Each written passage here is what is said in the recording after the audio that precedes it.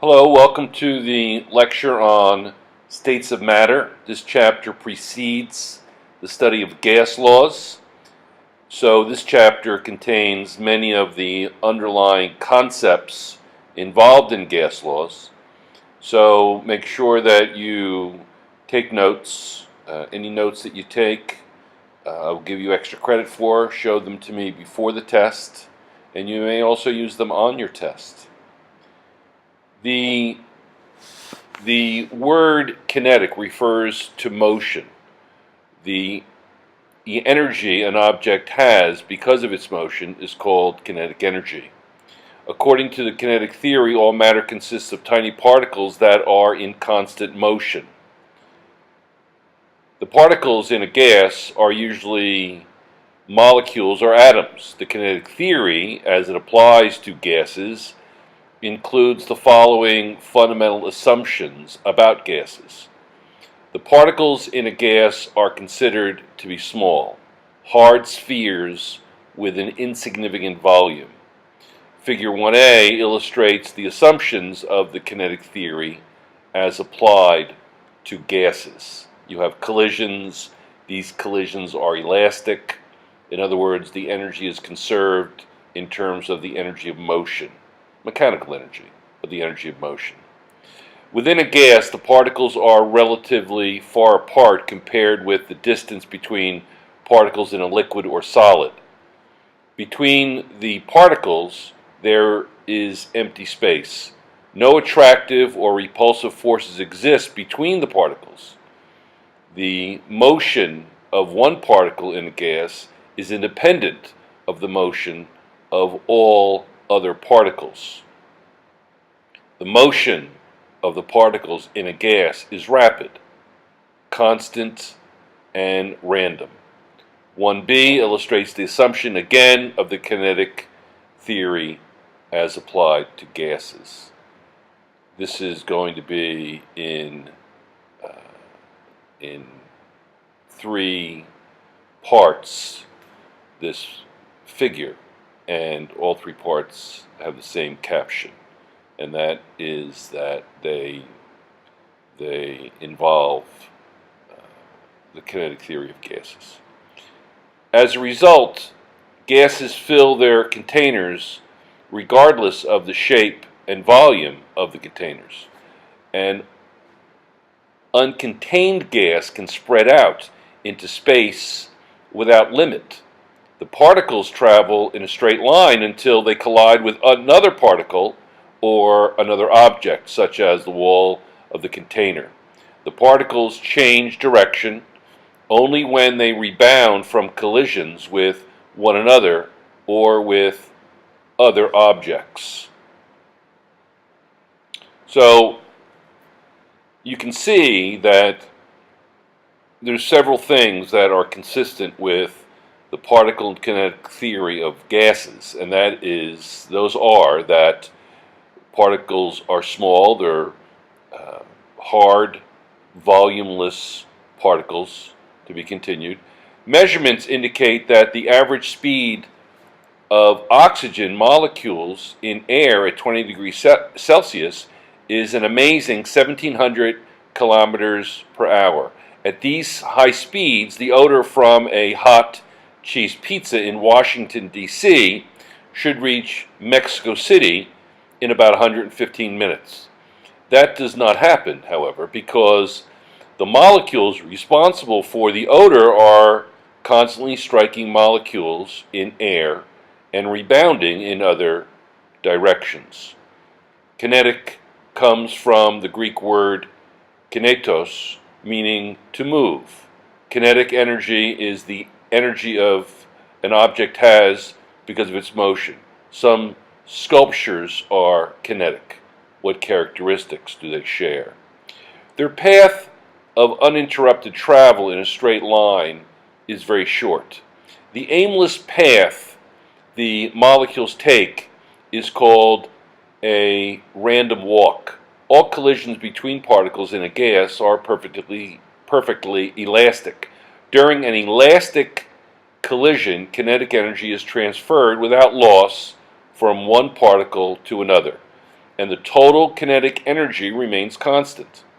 The diagrams in Figure 1 on the next page illustrate the assumptions of kinetic theory as applied to gases. So again,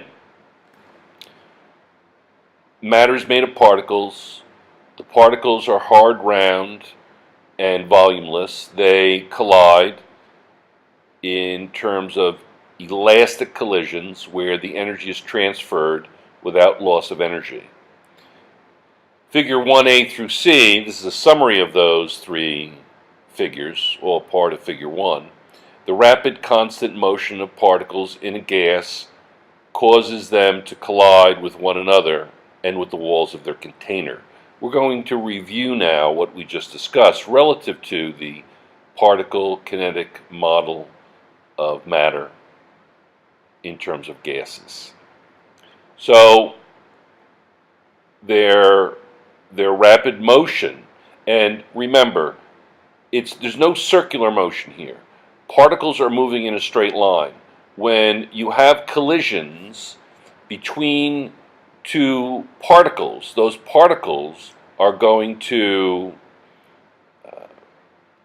end up in straight line motion after the collision. The particles travel in straight line paths between collisions, consistent with what I just said. A gas fills all the available space in its container. Next, here is a diagram of the three states of matter: solid, liquid, and gas. Notice that the largest difference in distance is going to be with the gas, liquid to gas. At sea level, air exerts enough pressure to support a 760 millimeter column of mercury. On the top of Mount Everest at 9,000 meters, air exerts only enough to support a column of 253 millimeters of mercury. What is the air pressure on the top of Mount Everest in kilopascals? Now, remember that 1 atmosphere is 101.3 kilopascals.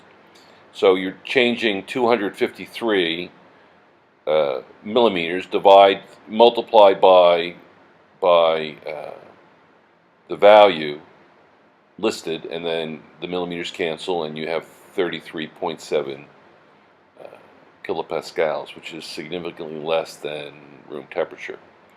The red and blue curves show the kinetic energy distributions of a typical collection of molecules at two different temperatures. Notice the value for the blue is very high, and it's also very low. That's an important distinction. The particles in any collection of atoms or molecules at a given temperature have a wide range of kinetic energies. Most of the particles have kinetic energies somewhere in the middle of this range. Therefore, average kinetic energy is used when discussing the kinetic energy of a collection of particles in a substance. At any given temperature, the particles of all substances, regardless of physical state, have the same average kinetic energy. Let me read that again. At any given temperature, the particles of all substances, regardless of the physical state, have the same average kinetic energy. That's a very, very important sentence to know.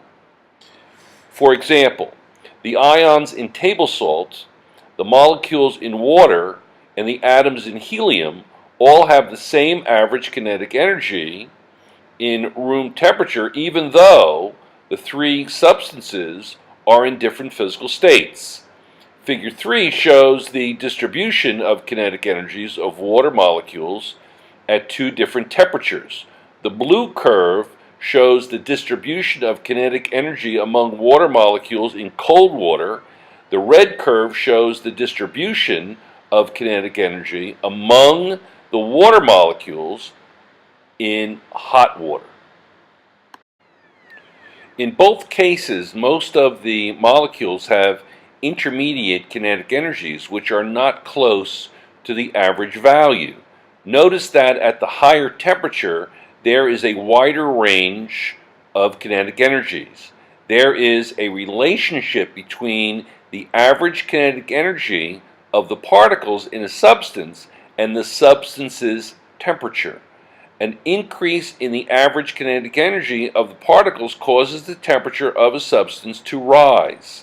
As the substance cools, the particles tend to move more slowly, and their kinetic energy, their average kinetic energy, declines. The average kinetic energy will decline. Both liquids and gases can flow. The liquid on the left is colored water. The gas on the right is bromine vapor. If a gas is denser than air, it can be poured from one container to another. These pictures were taken in a fume hood because bromine is both toxic and corrosive. The process of evaporation has a different outcome in an open system, such as a lake, than in a closed system, such as a terrarium. In an open container, molecules that evaporate can escape from the container. B, in a closed container, the molecules cannot escape. They collect as a vapor above the liquid. Some molecules condense back into the liquid. This is a picture of bromine. You have solid bromine on the left and gaseous bromine on the right. Here's a triple point diagram, and a triple point diagram contains the triple point, and the triple point is where the substance whose diagram it is of can exist in solid, liquid, and gas in equilibrium simultaneously. The single combination of pressure and temperature at which liquid water, solid ice, and water vapor can coexist in a stable equilibrium occurs at exactly 273 Kelvin and 0.01 degrees Celsius and a partial vapor pressure of 611 pascals. At that point, it is possible to change all of the substance to ice, water, or vapor by making arbitrarily small changes in pressure and temperature. Even if the total pressure of the system is well over triple point of water, provided the partial pressure of the water vapor is 611.73 pascals, then the system can still be brought back to the triple point of water. Strictly speaking, the surfaces separating the different phases should also be perfectly flat to negate the effects of surface tension.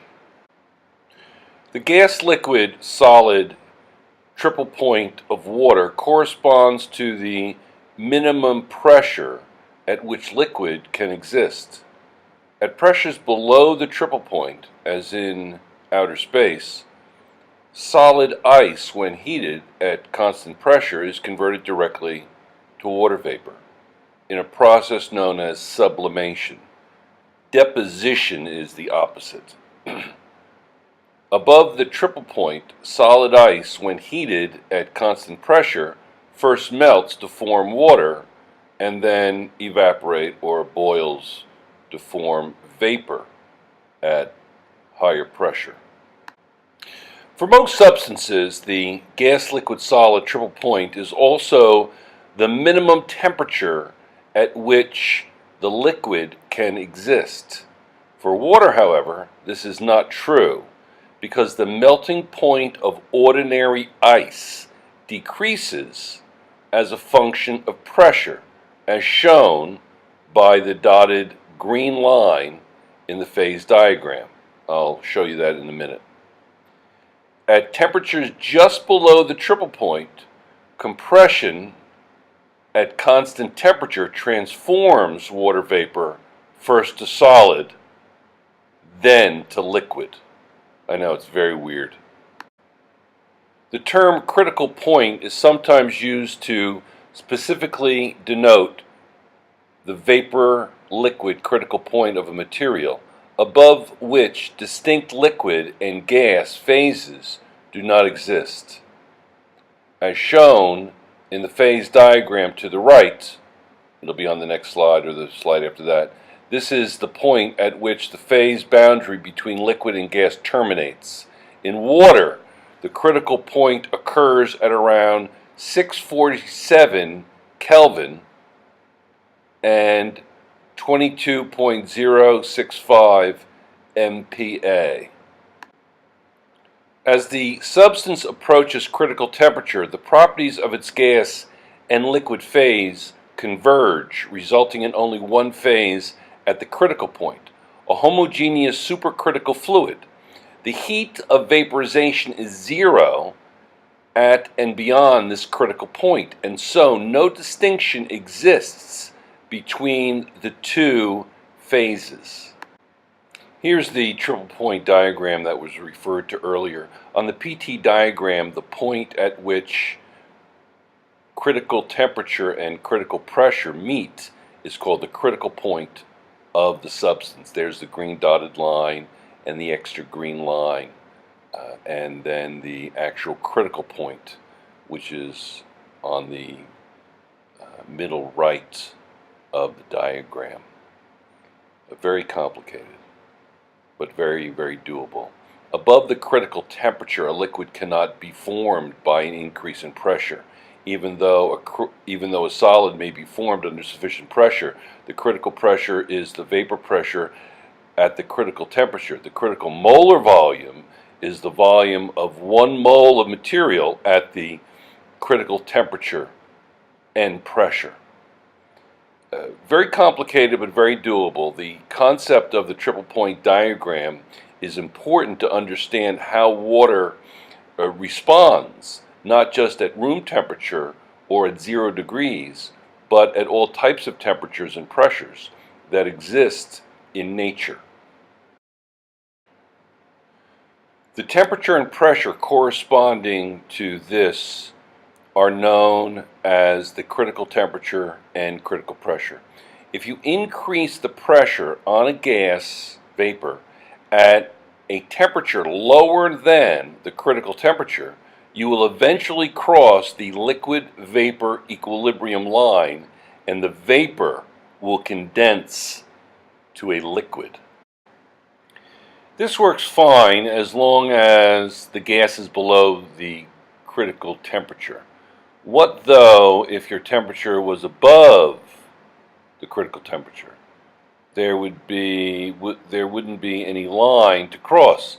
That is because above the critical temperature, it is impossible to condense a gas into a liquid just by increasing the pressure.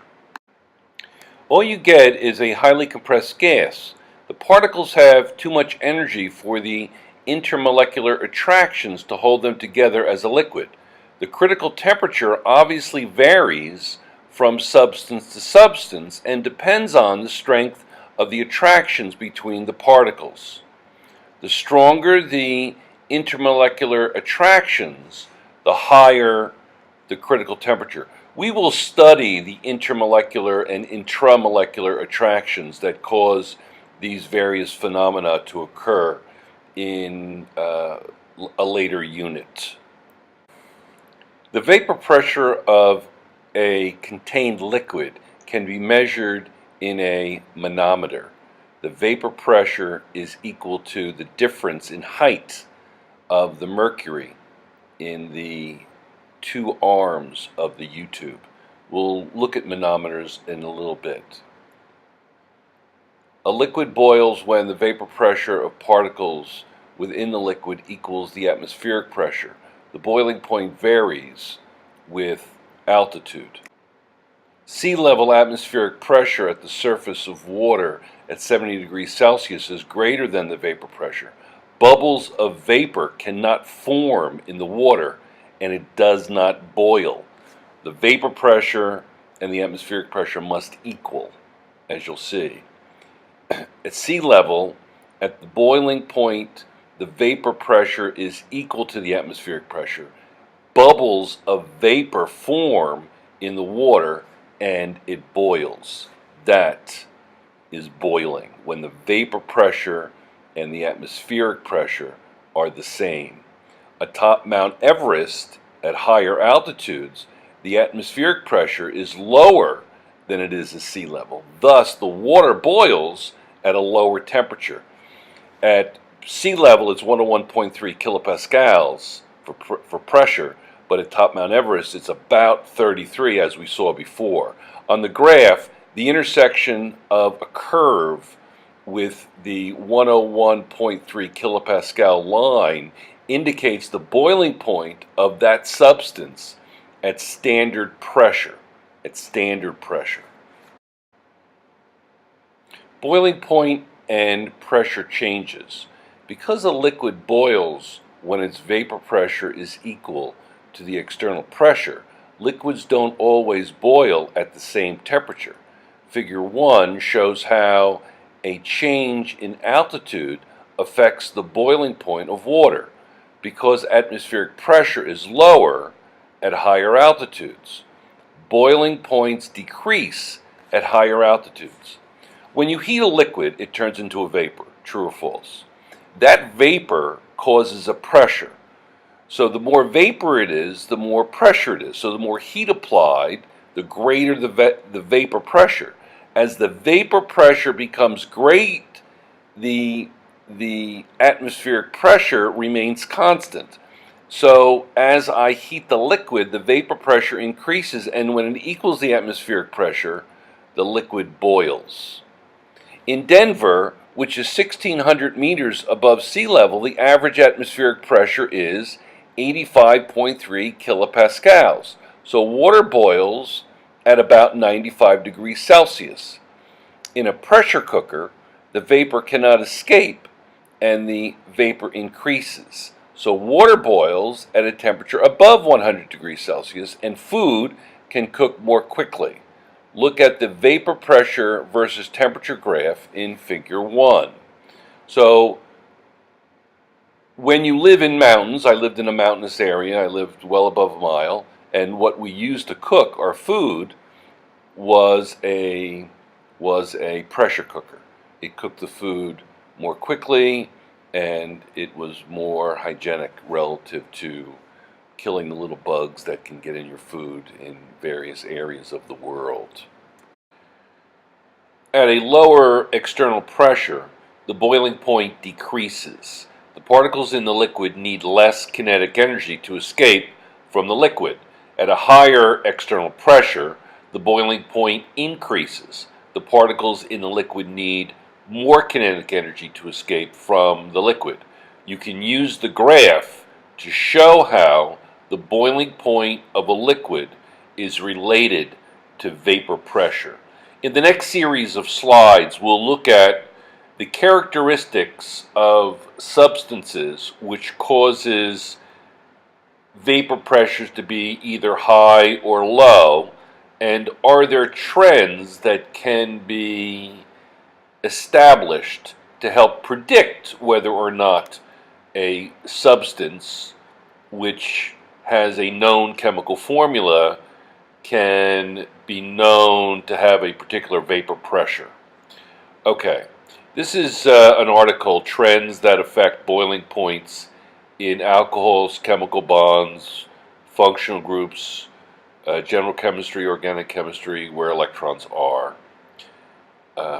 Figuring out the order of boiling points is all about understanding trends. The key thing to consider here is that boiling points reflect the strength of forces between molecules. The more they stick together, the more energy it will take to blast them into the atmosphere as gases, for them to evaporate. There are three important trends to consider. The first is the relative strength of the four intermolecular forces.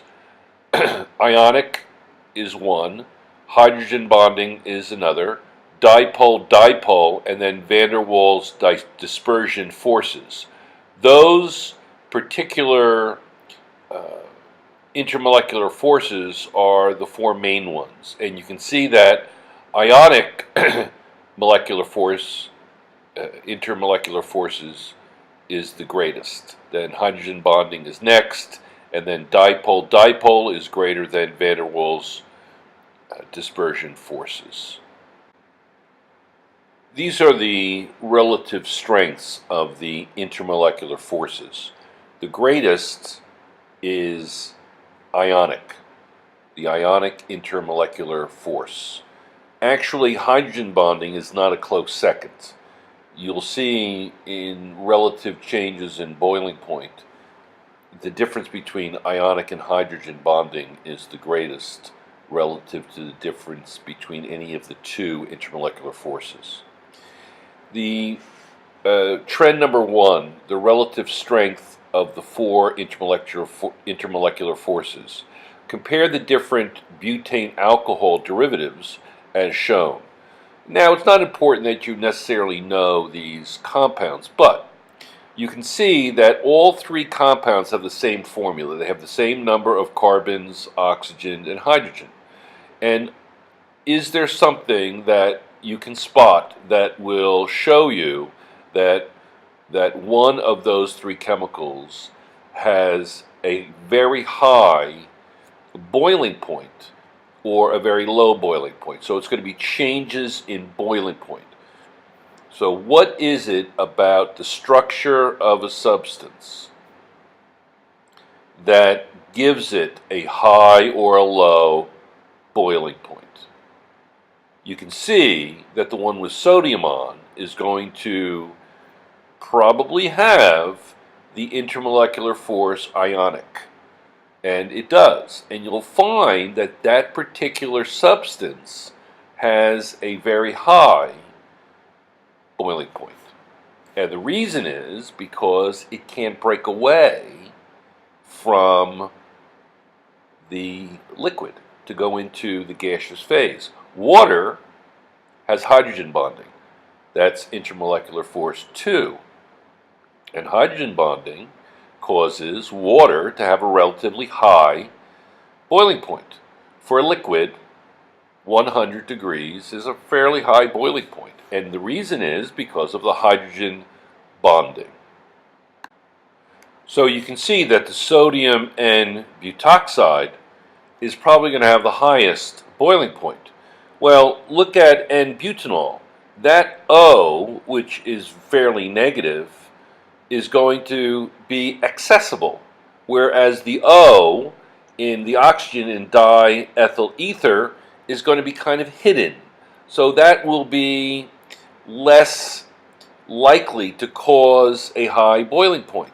So the boiling points, according to the availability of oxygen, which has a little bit of a negative charge because those two unbonded pairs of electrons, so the diethyl ether will probably have the lowest boiling point, and then N-butanol, and then the substance with the sodium. And let's see if that actually works. Let's do some other material first to see if we can understand something about how carbon, oxygen, hydrogen molecules are drawn in shorthand. Now just a quick word on how these structures are drawn shorthand. In the drawing above, you have this up and down structure. And you have line segments. You have 1, 2, 3, 4, 5, 6, 7, 8 line segments. And at the end of each line segment is a little circle. Okay? Well, those little circles represent carbon atoms. And when carbon atoms bond to each other, single bonds, a single bond strand, so that's 1, 2, 3, 4, 5, 6, 7, 8, 9. Those are 9 carbons.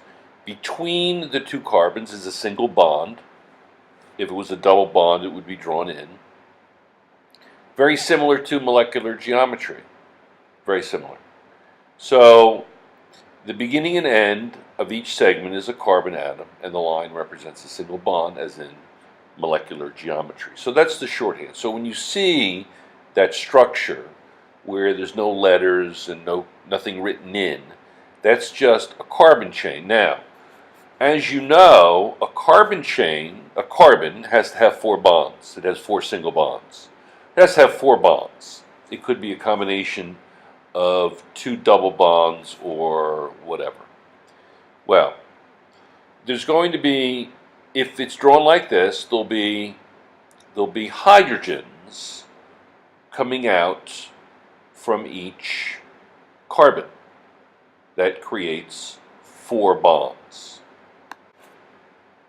So you would have 3 hydrogens on the carbon on the far left, that's on the end, and then to make 4 bonds, and then the second carbon, the first one that the green line is pointing to, the green arrow, would have 2 hydrogens, etc. So you'd have 3 plus 2 plus 2 plus 2, etc., and then you'd have 3 hydrogens on the end. So the carbons aren't labeled and the hydrogens aren't labeled, but they're there. Anything else would be labeled, as we'll see in the next set of drawings. Here's another shot of the 3 molecules that we want to compare. You can see the hydrogen-carbon bonds, and those are the single line segments that I was speaking of. And then the oxygen is going to be written in separately from the segments. So the sodium, the oxygen, or nitrogen in that matter would be written in separately. So that's why this is the longhand, and if you're just using line segments, that's the shorthand. So that's the illustration of what I was speaking of in the last slide. Molecules of diethyl ether, C4H10O, are held together by dipole-dipole interactions which arise due to the polarized CO bonds. Compare its boiling point of 35 degrees Celsius with that of its isomer of butanol, which is 117, much higher. Well, why is that so much higher? The greatly increased boiling point is due to the fact that butanol contains the hydroxyl group, which is capable of hydrogen bonding. Not only does it contain the hydroxyl group, which is an OH, but it's also on the end, its placement is available for other substances to hydrogen bond with it, other molecules from the same substance. Still, the attractive forces in butanol pale in comparison to those of the sodium salt and butoxide, which melts at an extremely high temperature, well above 260 degrees Celsius, and actually decomposes before it can turn into a liquid. Then think about butane, C4H10, which contains no polar functional groups. Contains no functional groups at all. It's just carbon, 4 carbons, and then all hydrogens bonded to it. So each carbon has 4 bonds. So you can see the increases in the boiling points. So you can see how the boiling points are going up from diethyl ether to N-butanol to sodium and butoxide. The only attractive forces between molecules of butane are the relatively weak van der Waals dispersion forces. The result is that butane boils at the temperature at which water freezes, 0 degrees Celsius, far below even that of diethyl ether. Then think about butane, C4H10, which contains no polar functional groups. The only attractive forces between individual butane molecules are the relatively weak van der Waals dispersion forces. The result is that butane boils at a temperature at which water freezes, 0 degrees Celsius, far below even that of diethyl ether. Now, the moral of the story is, among molecules with roughly similar molecular weights, the boiling points will be determined by the functional groups present. And these functional groups have varying degrees of effectiveness.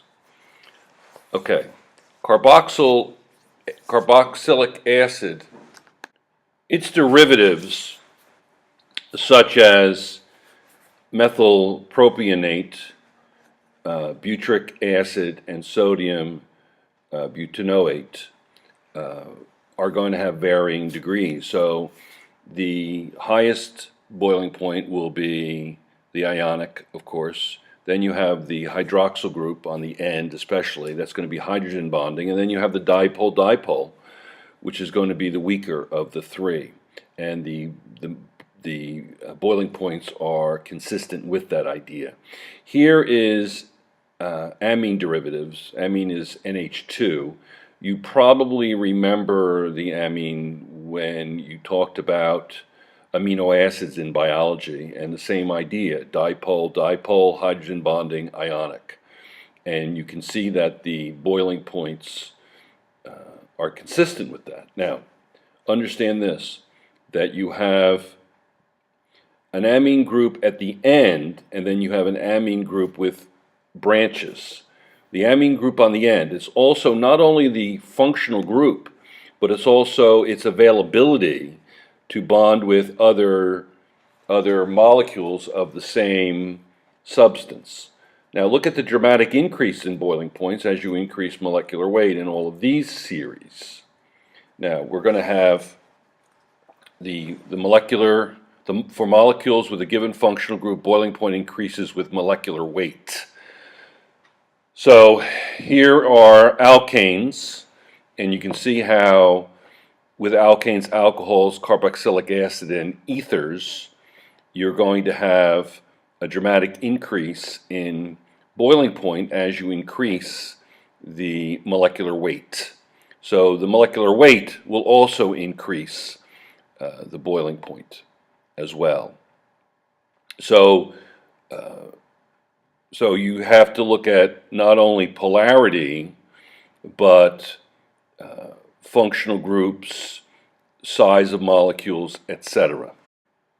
Increasing surface area also gives rise to increased van der Waals interaction. Why? So if you increase the surface area, in other words, if it's a long chain as opposed to a small molecule with the same atomic weights but with a lot of branches. So increasing surface area gives rise to increased van der Waals interactions. Here's the question. How exactly do intermolecular forces increase as molecular weight increases? Well, the key force that is acting here are van der Waals dispersion forces, which are proportional to surface area. Let me read that again. The key force that is acting here are van der Waals dispersion forces, which are proportional to surface area. So, as you increase the length of the chain, you also increase the surface area, which means that you increase the ability of individual molecules to attract each other. So, you have more opportunity. So, it's like pieces of spaghetti. Long chains, and they will wrap around each other. On an intuitive level, you can compare these long molecules to strands of spaghetti, as I just said. The longer the noodles, the more work it takes to pull them apart. As the chain length increases, there will be regions where they can line up next to each other extremely well. Individually, each interaction might not be worth very much. But when you add them all up over the length of the chain, van der Waals dispersion forces can exert a tremendous effects. Now, if you ever had al dente spaghetti, you see that a lot of these Spaghetti strands are all stuck together, literally along the length of it, and you literally have to pull it apart if you want to eat the strands individually. So it's a very good analogy, spaghetti, and the longer the strand, the more forces that are involved. Symmetry, or lack of symmetry, this is another byproduct of the surface area dependence of van der Waals dispersion forces. The more rod-like the molecules are, the better able they will be to line up and bond. To take another intuitive pasta example, what sticks together more, spaghetti or macaroni? The more sphere-like the molecules, the lower its surface area will be, and the fewer intermolecular van der Waals interactions will operate. Compare the boiling points of pentane, 36 degrees, and dimethylpropane, 9 degrees. You see that you have branches. The more branches you have, the lower the vapor pressure is going to be and the easier it will boil. The fewer the branches you have, the higher the boiling point will end up being. It can also apply to hydrogen bonding molecules like alcohols. Compare the boiling points of one pentanol, NOL is an alcohol, to 2-pentanol and 3-pentanol, for instance. The hydroxyl group of 1-pentanol is more, what I like to say, exposed than it is in 3-pentanol, which is flanked by 2 bulky alkyl groups. So it will be better able to hydrogen bond with its fellows. Again, if that OH group is on the end, it's more exposed, thereby having a higher boiling point. In summary, there are 3 main factors you need to think about when confronted with a question about boiling points. 1. What intermolecular forces will be present in the molecules? 2. How do the molecular weights compare? And 3. How do the symmetries compare? One last quick question for the road. This is from a website, so it's going to say, see comments for answers. Which of these 3 amine isomers will have the highest boiling point, and why? Now let's work on this together. You see that they all have the same molecular weight, so that's not an issue. You'll remember that the greater the molecular weight, the higher the boiling point if you have the same substance or the same general substances. Now, like butane, pentane, hexane, etc. Now, they all have the same functional group, so it's not a question of functional groups. But what it's going to be is, it's going to be a question of availability of that functional group to cause or to have an influence relative to other molecules in the same substance. Remember, these are called intermolecular forces, not intramolecular forces. So it's going to be N-butylamine molecule with other N-butylamine molecules, and the same for diethylamine and N-dimethylethylamine. Now, you can see that the first one, N-butylamine, the functional group, is on the end and very available.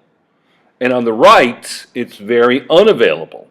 So what's that going to do? Does that help? Try to come up with not necessarily what the boiling points are, obviously, but what's going to have the highest, what's going to have the lowest, and what's going to have the intermediate boiling points for the 3 substances listed. And remember, look at availability of the functional group. And here we have something that I think makes a lot of sense. The more available the functional group, the more difficult it is going to be for the molecules to evaporate. And for the N-butylamine, you can stack them. Remember the spaghetti analogy. And the same is true for N-dimethylethylamine. It's unavailable and difficult, so it would have the lower boiling point. So that is really it for vapor pressure. A very, very, very important aspect of chemistry, because it lends itself to the concept that we'll study a little bit later, and that is equilibrium of gases. Now, here are some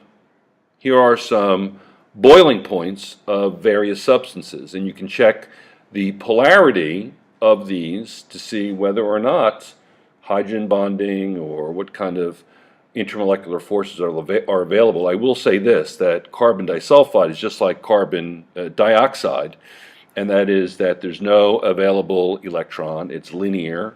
It's a completely nonpolar molecule, and so it's going to have the lowest boiling point because of those factors. So carbon disulfide is a very, very nonpolar molecule, so it's definitely going to have the lowest boiling point.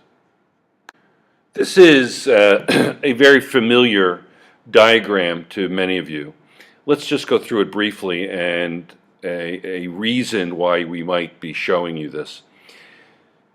Going from a solid to a liquid is melting. Liquid to a gas is evaporation. Gas to a liquid is condensation. Liquid to a solid is freezing. You are increasing potential energy going from a solid to a liquid. We call that heat of fusion. You gain potential energy going from a liquid to a gas. We call that heat of vaporization. You lose potential energy going from a gas to a liquid, and again, that is heat of vaporization. Going from a liquid to a solid, that too is a loss of potential energy, and that's going to be heat of fusion. Now, I could go directly from a solid to a gas, and that's called sublimation. I would have a gain in potential energy. I could go from a gas to a solid directly. That would be a loss of potential energy, and that would be called deposition. You know from the triple point diagram that at certain conditions, sublimation and deposition can happen. For water, it's very low pressure and approximately 0 degrees Celsius. Now, one of the more confusing things for students to understand about this is the environment surrounding a phase change. When water, for instance, goes from a solid to a liquid, it has to gain energy. It gains energy. It gains potential energy. Well, it gets that energy from the surrounding environment. So something changes from a solid to a liquid, it's going to gain energy from the environment, so the environment will become cooler. If it's going to go from water to ice, you've got to take energy out of the water, of the liquid water, and it's going to go into the environment. So that would be a warming event. Cooling event is going from a solid to a liquid, and a warming event would be liquid to a solid. Again, going from a liquid to a gas, you're gaining energy, so it would be a cooling event relative to the environment, what's happening to the environment.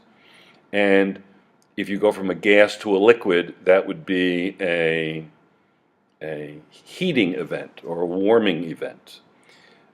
When you step out of the shower and you feel that it's cold, so instead you go back in the shower, the water is changing from a gas to a liquid. It's called condensation. Fog is actually condensation. It's not a gas. It's starting to condense, and then you form the droplets. So that's a warming event. So if you go back into the shower, it will be warmer there because the gas, the steam, the gas is going to be cooling, and if it cools, it's going to give its energy back to the environment. You take that internal energy that the gas molecules have, and you give it back to the environment, and you're in the environment, so that would be a warming process. The same is true if you are outside and you have piles of snow, and the Snow is turning to water. It's springtime and the ice is melting. Well, you'll see that near the snow pile, it's kind of cool because the ice, in order to melt, has to take energy out of the environment. So it's taking it out of the environment, and you're the environment. So let's talk about hot and cold for just a second. If energy leaves your body, remember, you're the environment. If energy leaves your body, that feels cold. You go out with just a t-shirt on a cold, wintry day, you feel cold. Why? Because energy is leaving your body. So when it crosses the outer membrane, we call the skin, there are nerve endings there, which when energy crosses them from inside your body to outside of your body, it feels cold. When you are in a hot sauna and you feel hot because you touch a hot stove, energy is going into your body, so that it feels hot. So hot and cold is actually describing a human sensation.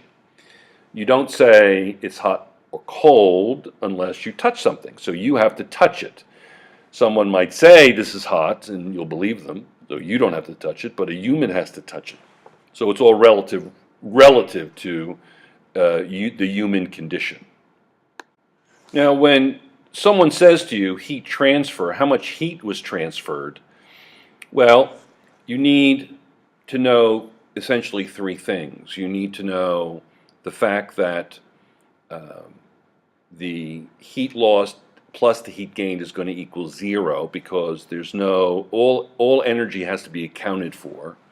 You have to know that if you're calculating the energy transfer from one substance to another, you have to know things such as the change in temperature that the material went through and mass. The next thing you need to know is you need to know something called the specific heat capacity of the substance that you're actually transferring energy into. And the specific heat capacity of a substance is defined as the amount of energy needed to raise 1 gram of material 1 degree Celsius. The amount of material needed to raise 1 gram of material 1 degree Celsius. Or the amount of energy needed to raise 1 kilogram of material 1 degree Celsius, or 1 Kelvin. But its specific heat capacity is a specific amount of energy needed to raise the temperature of a unit of mass, a unit of temperature. Now that temperature is going to be either Celsius or Kelvin.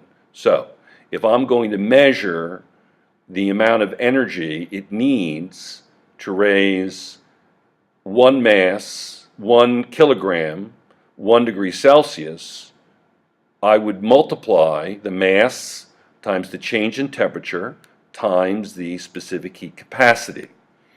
Now, if I have 4 grams of water and I want to raise it 4 degrees Celsius, and I know the specific heat capacity of water is 1 calorie per gram degree Celsius, then it's going to be 4 grams times 4 degrees Celsius times 1 calorie per gram degree Celsius. Those are the unit labels for specific heat. So when I say to you, calculate the amount of energy it takes to raise a specific mass of a substance, a specific amount of degrees, then I would multiply mass times change in temperature times the specific heat capacity. Now, when you're talking about the heat of phase change, let's say that I have a quantity of material, ice, water, at negative 20 degrees Celsius. So it would be, let's say it's 1 kilogram of ice. it would be 1 kilogram times 20 degrees Celsius, because you have to get it up to melting to 0, times the specific heat capacity of the ice. Okay. Then you need to change it from 0 degrees solid to 0 degrees liquid. And that would be the heat of fusion. So it would be the mass times the heat of fusion. For water, it's 80 calories or kilocalories per kilogram, or 80 calories per gram. And then you need to change it from 0 degree water to 100 degree water. So it would be the mass, 1 kilogram times 100 degrees times the specific heat capacity of water, which is 1 calorie per gram degree Celsius, or kilocalorie per kilogram degree Celsius. And then you need to change it from 100 degree water to 100 degree steam. That would be the heat of vaporization, and you would multiply it by 1 kilogram times the heat of vaporization, which would be 540 calories per gram, or 540 kilograms per kilocalorie. And then let's say you wanted to take it to 120 degrees Celsius, and then you have to change it from 100 degree gas to 120 degree gas. So it would be 1 kilogram times 20 degrees times the specific heat capacity of gaseous water. And so there's 5 actual steps that you take. You do the ice, heat of fusion, liquid water, heat of vaporization, and then steam, or the gaseous phase. It takes over 6 times the amount of energy to change liquid water to gaseous water than it takes to change solid water to liquid water. That's why a steam burn is so much worse, because it's the heat of fusion, because the molecules are so much farther apart in a gas relative to a liquid compared to a liquid and solid. Now, since part of this chapter,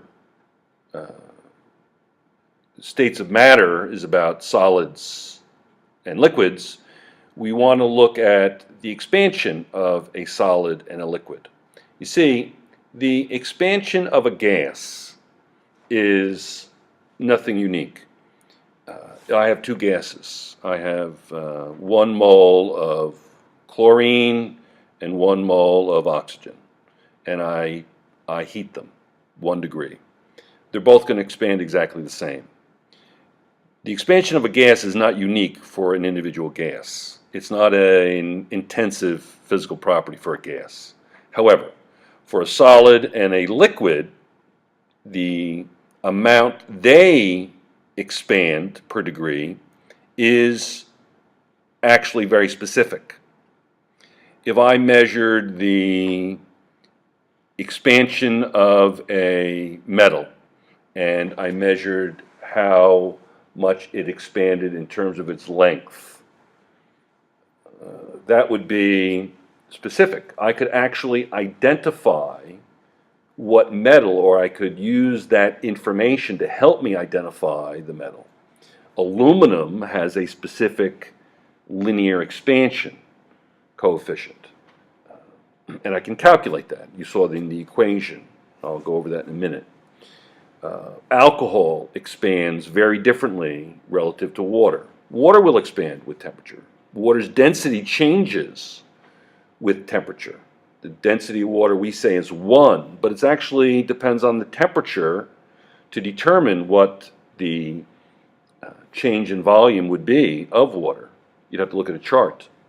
So it's important to look at the volumetric or linear expansion of liquids and solids, because those figures, those values are specific to those substances that are a liquid or a solid. So linear expansion, volumetric expansion, they are intensive physical properties for those particular substances.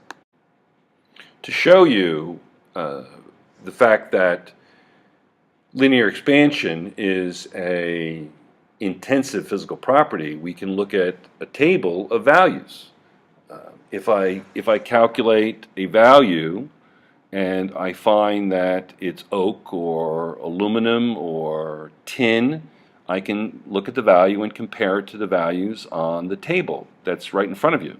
So it's important to understand the coefficients of linear expansion, or for that matter, volumetric expansion. So what I want to do now is I want to just go back to the previous slide for a moment. Let me set that up and show you the actual equations and what do you need to know in order to calculate that intensive physical property. Here are the equations for the expansion of materials. Let's look at the third equation, change in length. Let's say I wanted to calculate the coefficient of linear expansion. That's the alpha in the equation. All I would have to do is rearrange that equation and measure the change in length, the original length, that's L naught or L sub 0, and the change in temperature. So it would be the change in length divided by 2 L naught divided by change in T. So that's just indicative of the fact that it is an intensive physical property. This next photo is not mine, but it's interesting because I do live near Asbury Park, New Jersey, and it says the extreme heat of a July day in Asbury Park, New Jersey caused the buckling of these railroad tracks. I'll just let you make the decision. It's July. Well, the young man riding the bicycle is dressed like it's winter. It looks like he's going to school. Those are very well manicured tracks. You can see the stone's very well manicured, so it's going to be probably in use. Do you really think they're going to leave tracks like that for 6 months, and do you really think it's summer? Here are some expansion joints on a bridge near, I believe it's near Asbury Park, New Jersey. And in Asbury Park, New Jersey, the winter temperatures can be negative 20 degrees Celsius, and the summer temperatures could be 40 degrees Celsius. So you have an expansion of 40, 60 degrees, could be 60 degrees Celsius during the year. So you're going to need those expansion joints to allow room for expansion. Here I have a bimetal strip, and it's heated and cooled, and it will turn in various ways. Bimetal strips are actually used in thermostats. Now, how does it work in a thermostat? We'll look a little bit later, but as I heat this, because the two metals have varying degrees of expansion capabilities, you're going to get this curling of the bimetal strip. Why does it help to heat a bottle that's closed on a jar? Why does it help to actually, is that a myth or does that really work? Well, glass doesn't expand very much. It has a very low expansion coefficient. But the metal will expand quite a bit. So what happens is, if it's on really tight, the metal will expand. And let's look at just a few thermal expansion coefficients of liquids. They don't look like a lot. Benzene is 1240 times 10 to the negative 6th. Water is 207 times 10 to the negative 6th. I purposely left the values, the unit labels off, because I wanted you to see that they look small, but they're really not.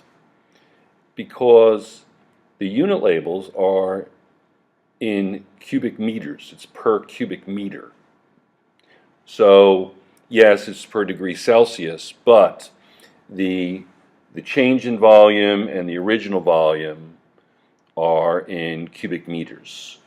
So it is actually a large change if you think about it, just even a fraction of a giant crate, cubic meter crate of water.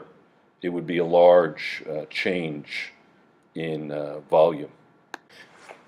And below is a graph of the changes in volume of water. Well, it says densities, but density is mass divided by volume.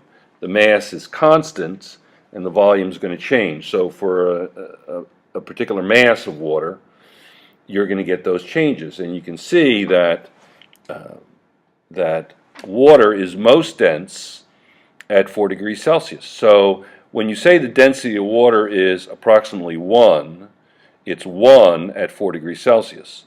So if Lake Superior, which is a very deep lake in the northern United States, southern Canada, the water at the bottom of that lake is going to be 4 degrees Celsius. The water at the bottom of Lake Baikal is going to be 4 degrees Celsius. The water at the bottom of any lake is going to be 4 degrees Celsius because that's the most dense. And as you know, the more dense something is, the more likely it is to sink. So the coefficient of volumetric expansion is going to be important when studying any liquid. And as you know, this is chemistry, so in chemistry, even though we're looking at a lot of physics right now, you need to understand the physical environment in which a chemical reaction is occurring. Here is a slide where the many thermodynamic constants for water are given in a variety of unit labels. It's not necessary to memorize those unit labels. It's just important to be able to use them. You will receive, if you need to use any constants, thermodynamic constants on a test or a quiz, I will supply I will supply those to you. The sheet that you see here is the actual sheet that I will supply to you to take any test or quiz. No memorization is required.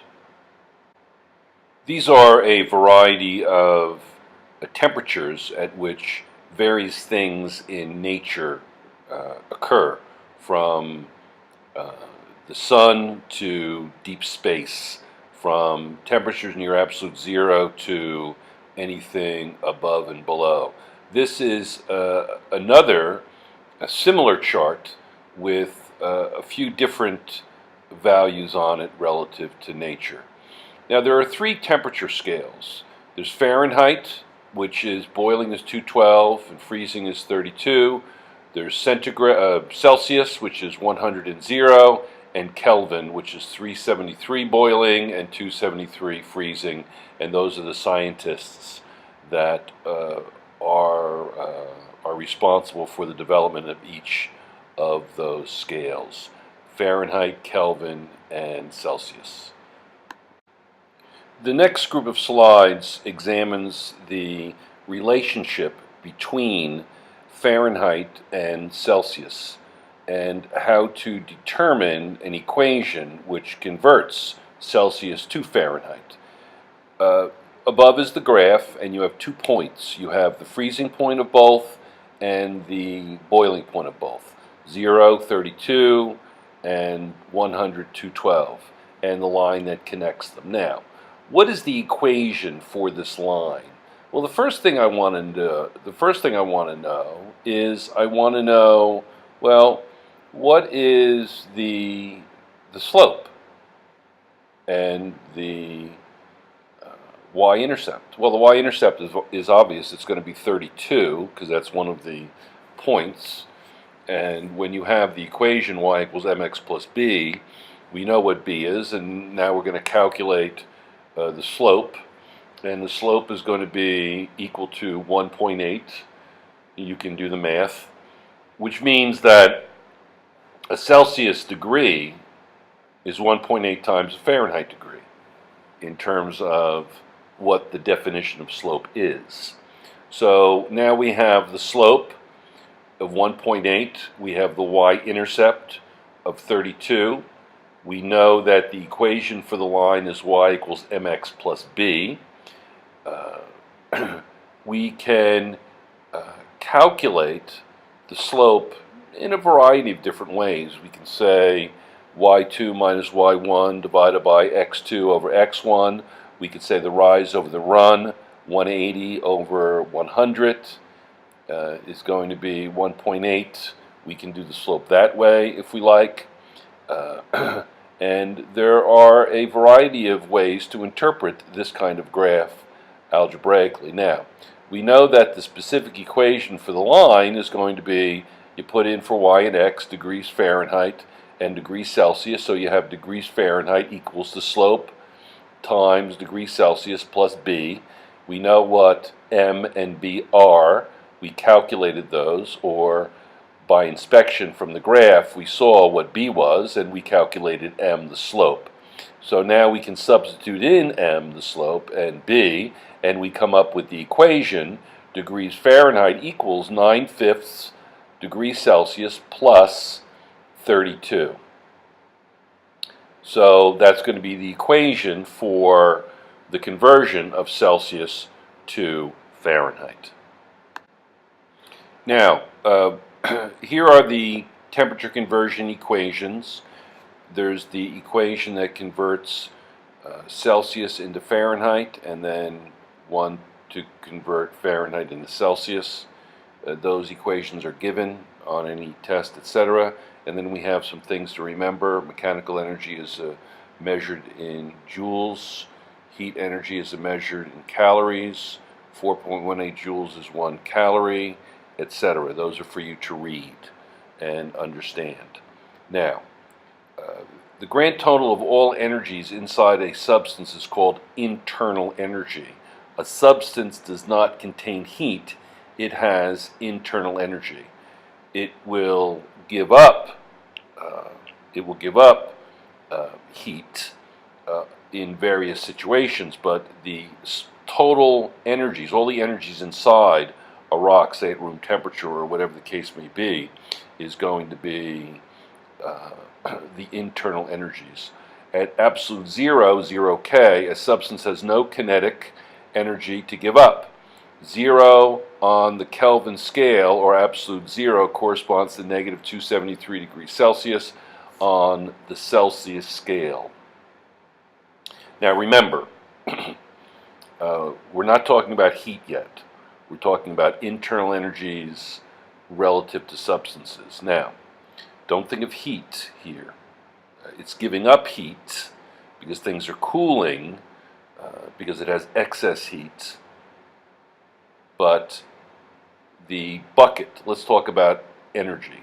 The bucket is warm or even cold, cool, and the teacup is hot water, boiling water. But the bucket would have more energy in it because there's so much more water there. Now, defined hot and cold. We've talked about this in class. Hot and cold are sensations in the hand, or the human condition. We've talked about it before in this lecture. Hot means energy is going into the hand.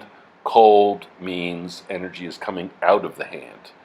Hot going into the hand, crossing into the body, and cold is coming out of the body. Frostbite is like a burn. Even though the energy is coming out of the hand and not going into the hand, it's still a burn. It's a dehydration of the skin.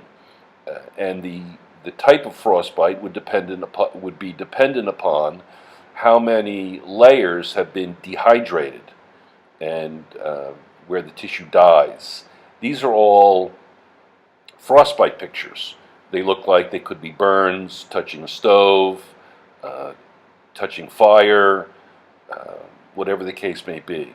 So these are severe burns, but from cold, where the tissue is dehydrated, it dies, it freezes, the water crystals pierce the cells, and the water drains away and the tissue dies. This is someone's foot. Boiling water could have been poured on the foot, where the tissue is destroyed. The water ruptures the cell membrane, The water in the cell ruptures it, destroys the cell, and you end up with all this damaged tissue that's dead and can't come back to life. Here is a wind burn from someone who didn't protect their face, and you can lose parts of your face. You could lose your nose, you could lose your lips, you could lose parts of your eyebrows, your nose, your ears. Any part of the body can be lost as a result of frostbite. Anything can be lost in terms of frostbite. Fingers, feet, toes, the face, anything that's exposed. This girl is going to lose the front part of her nose. It's gone. It's dead. The black is not coming back to life. If you rehydrated it, it would not come back to life. It's dead tissue, and it has to be removed. And in some cases, it would just fall off. So if you are ever in northern climates, make sure you take precautions. The second law of thermodynamics states that heat will never of itself flow from cold object to a hot object. Energy flows from warm to cool only. Energy flows downhill, not really, but just as water will not defy gravity, energy will travel hot to cold, or high to low concentrations of energy. That's Newton's second law of thermodynamics.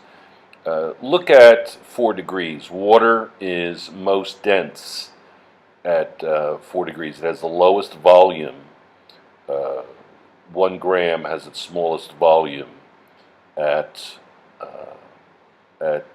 4 degrees Celsius.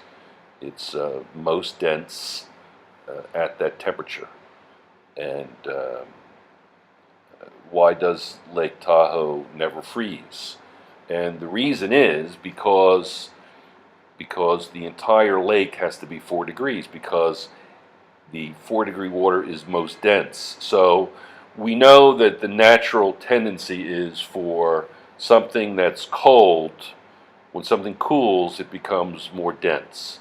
And that's true. When water is 20 degrees, 19, 18, 17, 16, 15, 14, etc., when it cools off, it's going to sink.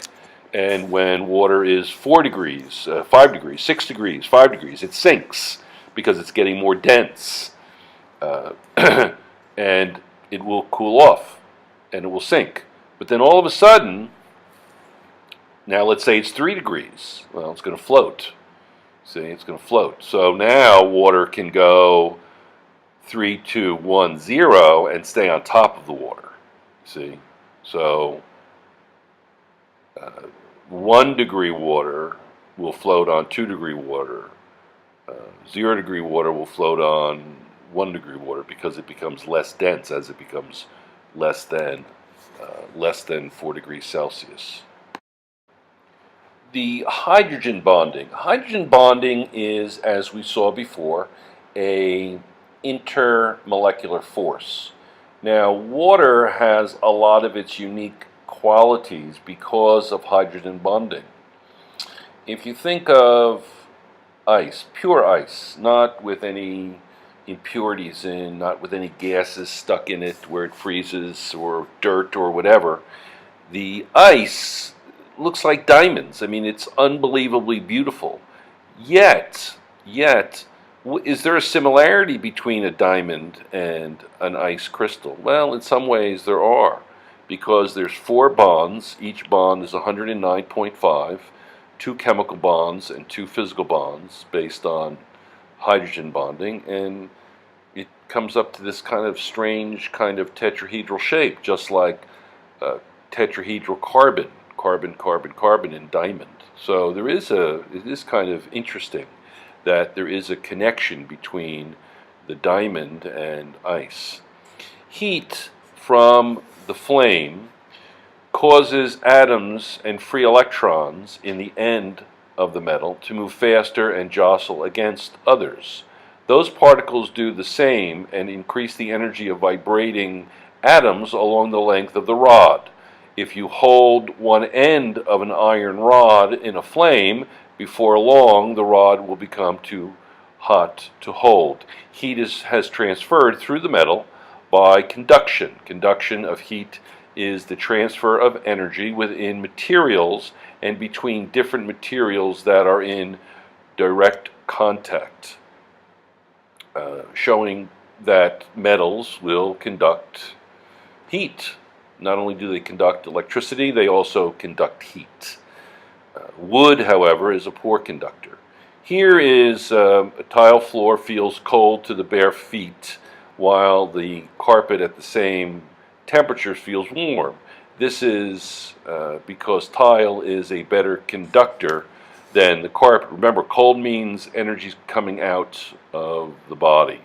So the carpet and the floor are the same temperature, but because one conducts energy better, it feels colder, but it's actually the same temperature. But the carpet will not conduct energy away from the body where the floor will.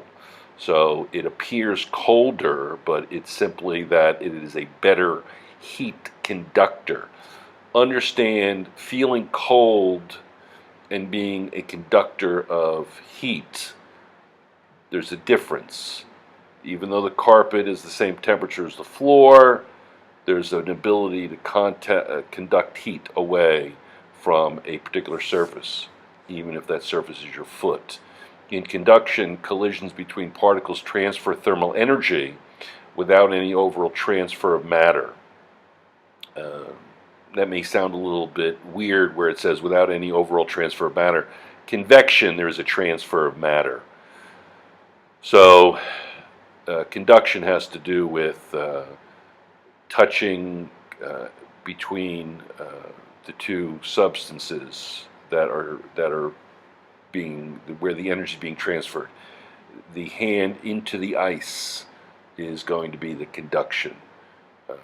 The conduction of heat from the flame into the rod, that's conduction. There has to be a touching involved between the two materials where the energy is being transferred, even if that material is the plasma of the flame. These women are walking across coals. Save your money, as I said in the physics video that you saw, but the water around your feet is a poor conductor of heat, and the coals, the wooden coals, are going to also be poor conductors of heat, and as a result, you're going to be able to withstand that heat from the coals. It's not a mental thing. It's simply that water. The more nervous you are, the more sweat you're going to produce in your feet. A lot of pores in your feet, and the fact that the wood is a poor conductor will help as well. It's not mind over matter. It is science involved there. An insulator is any material that is a poor conductor of heat and that delays the transfer of heat. Air is a very good insulator. Porous materials having many small air spaces are good insulators. The good insulating properties of materials such as wool, fur, feathers are largely due to air spaces they contain. For instance, this blanket on this young girl, air is trapped in the blanket. It's how you know that air is a poor conductor of heat, because it keeps this child very warm. The air in the attic in the below picture is insulating the house from the cold, so that dead air space between the second floor and the roof is insulating the houses. Birds vary their insulation by fluffing their feathers to create air spaces. Be glad that air is a poor conductor, for if it were not, you'd feel quite chilly on a 77-degree Fahrenheit day. Snowflakes imprison a lot of air in their crystals and are also good insulators. So if you ever get caught in the elements, just bury yourself in the snow and hope for the best. But again, uh, air or gases are between two window panes in thermal windows. Most of your windows nowadays are thermal, and they have some kind of air in between the two panes, either air or argon or some type of gas. Snow slows the escape of heat from Earth's surface, shields Eskimo dwellings from the cold, and provides protection from the cold to animals on cold winter nights. Snow, like the blanket in the figure, is not a source of heat. It simply prevents any heat from escaping too rapidly. Somewhat like water in the pipe seeking a common level for which the pressures at equal elevations are the same, the thermostat, the thermometer, and its immediate surroundings reach a common temperature at which the average kinetic energy per particle is the same for both. So here we have something working towards thermodynamic equilibrium. Here I have water is poor conductor. However, metal is a good conductor, and we see that the metal is going to conduct the heat from the left cup into the right cup. Here I have ice at the bottom. It says when the test tube is heated at the top, convection is prevented, and heat can reach the ice by conduction only. Since water is a poor conductor, the top water will boil without melting the ice. So it wouldn't do that unless it were a poor conductor of heat. In a bimetallic strip, brass expands or contracts more when heated or cooled compared to iron. So the strip bends as shown. When the bimetallic coil expands in a thermostat, the mercury rolls away from the electrical contacts and breaks the circuit. When the coil contracts, the mercury rolls against the contacts and completes the electric circuit. So this is a perfect example of the expansion of metals, the expansion of solids, specifically metals. Let's talk a little bit about convection as a means to transfer energy. Here is an example of convection where you have land next to water. The land will heat up and cool off more quickly than water will. During the day, the land is warmer than the air, and a sea breeze results. So the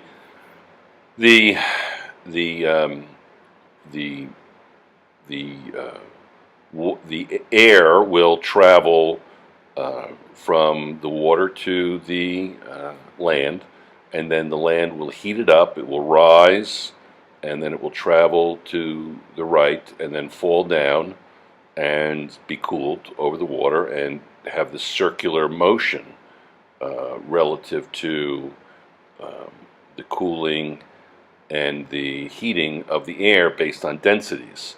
At night, the land cools off more quickly, and the water stays more, it has more energy. It cools off more slowly, the water, and at night the land is cooler than the water, so the air flows in the other direction.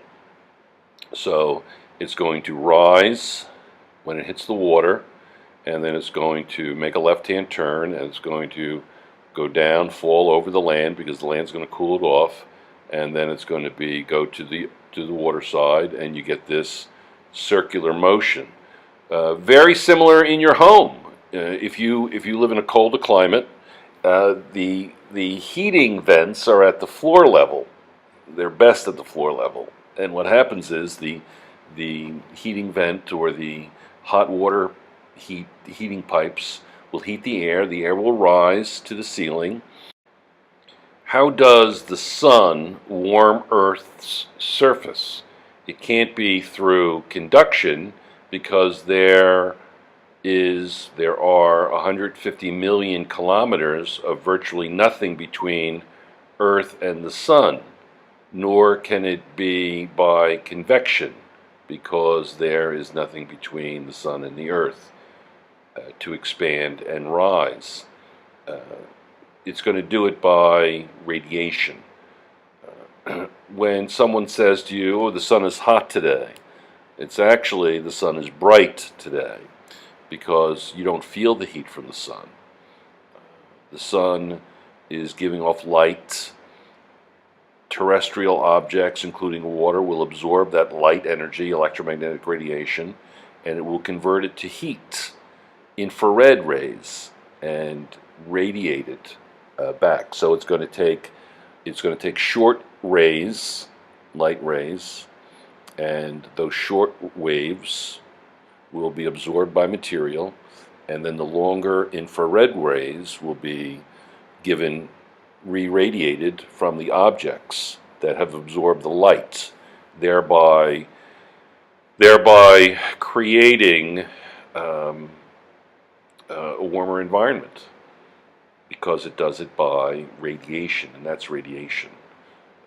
Taking electromagnetic radiation or light and converting it into infrared light. Heat is actually light. It's infrared light. So the conversion of one wavelength into another, be it light, into light, or specifically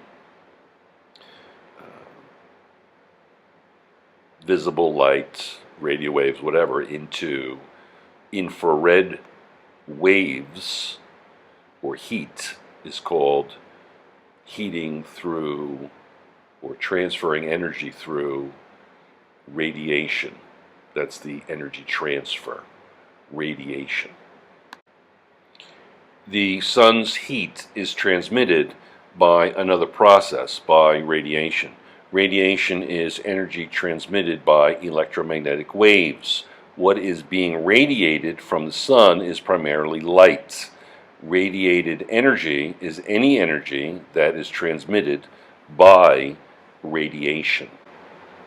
In radiation, heat is transmitted in the form of radiant energy or electromagnetic waves. Radiant energy includes radio waves, microwaves, infrared radiation, such as the heat from a fireplace, visible light, ultraviolet radiation, X-rays, and gamma rays. These types of radiant energy are listed in order of wavelength from longest to shortest. Convection occurs in all fluids, whether liquid or gas. Whether we heat water in a pan or heat air in a room, the process is the same. When the fluid is heated, it expands, becomes less dense, and rises. Warm air or warm water rises for the same reason that a block of wood floats in water and a helium-filled balloon rises in air. In effect, convection is the application of Archimedes' principle, for the warmer fluid is buoyed upward by denser surrounding fluid. Cooler fluid then moves to the bottom and the process continues. In this way, convection currents keep a fluid stirred up as it heats. Convection currents also have a large influence on the air in the atmosphere. Here is the concept of fluorescence. Fluorescence is the conversion of ultraviolet light into white light. That's what fluorescence is. A fluorescent bulb is ultraviolet radiation, and on the inside there is a coating of material. When that radiation, that ultraviolet radiation hits that white coating, it converts it to white light, and it does it with a lot less energy relative to incandescence, which we'll see in a minute. So it's considered a cool light. Here is incandescence. Remember, this light is 5% effective as a light source, however 95% effective as a heat source. The conversion from white light into infrared is called incandescence. That idea is used in the Trans-America Pyramid, and some other buildings are heated by electric lighting, which is why the lights are on most of the time. So that idea of wasted energy is utilized in buildings such as the Trans-America Pyramid in order to heat the building. So it can be used as a heat source. All substances continuously emit radiant energy in a mixture of wavelengths. Objects at low temperature emit long waves, just as long lazy waves are produced when you shake a rope with little energy. Higher temperature objects emit waves of shorter wavelength. Objects of everyday temperature emit waves mostly in the long wavelength end of the infrared region, which is between radio and light waves. Shorter wavelengths, infrared waves, absorbed by our skin, produce a sensation of heat. Thus, when we speak of heat radiation, we are speaking of infrared radiation. Shorter wavelengths are produced when the rope is shaken more rapidly. Very important slide. Look at it twice. This is reflective material. Reflective material, white material, anything that reflects light will maintain its thermal integrity better. The next slide, black coffee as opposed to white coffee will cool off much more quickly. So the white coffee will cool off more slowly. And we'll talk about that a little bit more in a moment. Newton's law of cooling is very simple. The rate of cooling is proportional to the change in temperature. So if I have 100-degree water and it's only 20 degrees in a 20-degree environment, it will cool rapidly, as opposed to if it's near the same temperature, it will cool more slowly. Earth's atmosphere acts as sort of a one-way valve. It allows visible light from the sun in, but because of its water vapor and carbon dioxide content, it prevents terrestrial radiation from leaving. Earth's temperature depends on the energy balance between incoming solar radiation and outgoing terrestrial radiation. So the rule is, if something absorbs energy well, it will emit energy well. If something absorbs energy poorly, it will lose energy poorly. That's the rule. Long wave re-radiated energy is not transmitted out through the glass and is trapped. The short wavelength radiation from the sun is transmitted through the glass. Again, the long wavelength radiation, re-radiated energy is not transmitted out through the glass and is trapped inside. Shorter wavelength radiated energy from the sun enters through the glass roof of the greenhouse. The soil emits long wavelength radiant energy, infrared, which is unable to pass through the glass. Income exceeds outgo, so the interior is warmed. So the interior of a car becomes like an oven. It could become 109 degrees Fahrenheit in 10 minutes. So it could gain tremendous amounts of heat. So the visible light goes in, and the infrared energy is trapped inside. Well, how do you know visible light goes through the glass? Well, because the glass is clear. I can see inside the car, so I know that the air is passing out. Here is a map of the United States. We'll talk about look at the central part of the country. You have that band of hot areas down the center of the country. Um, here are some record temperatures in Celsius and Fahrenheit in El Azizia in Libya. It has the record high. Here are some record lows around Antarctica, other places in the South Pole, and the United States. Here is a picture of something we spoke about today in class. Now, let's take our time with this.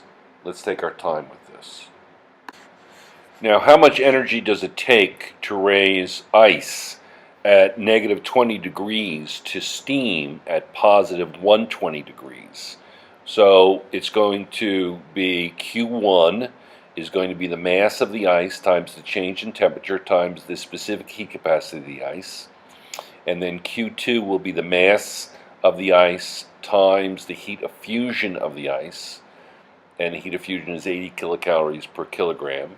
And then Q3 will be the mass times the change in temperature times the specific heat capacity of water. And then Q4 will be the mass times the heat of vaporization. And then Q5 will be the mass times the change in temperature times the specific heat capacity for steam.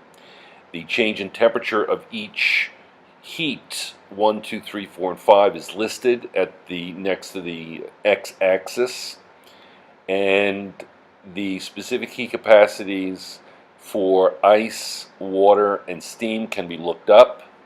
The heat of fusion is given, the heat of vaporization is given.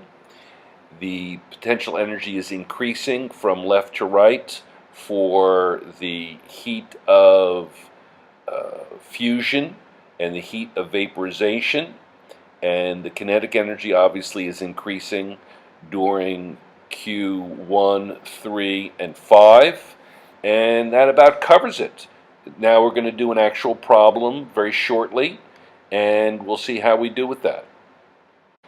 All right, here is the actual problem. All right, how much energy does it take to change 2 kilograms of ice at negative 20 degrees Celsius to 2 kilograms of steam at 120 degrees Celsius?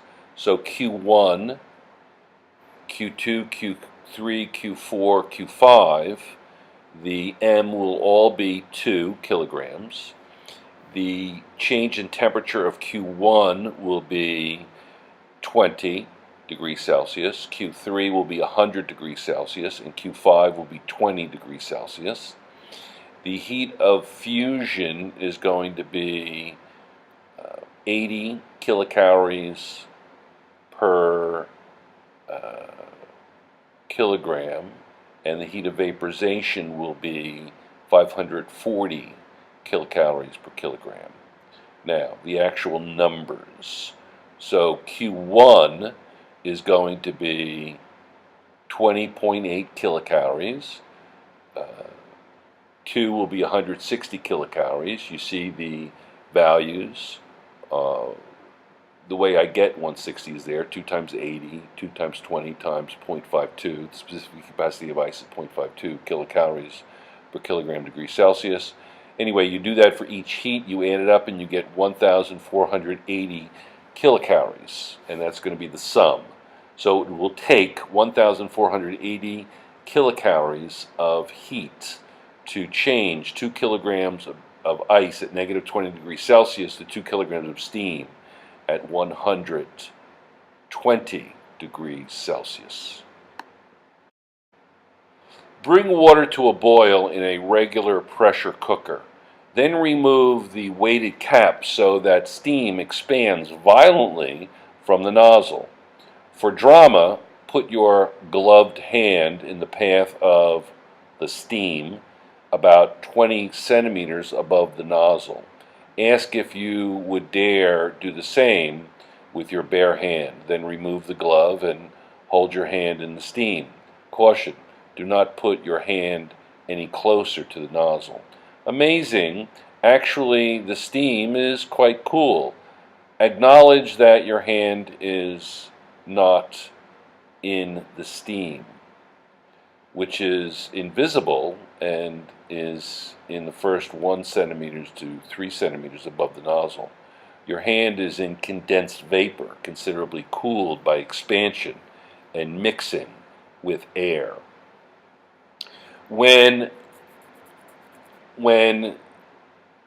steam changes to condensed vapor, it is losing energy. It's a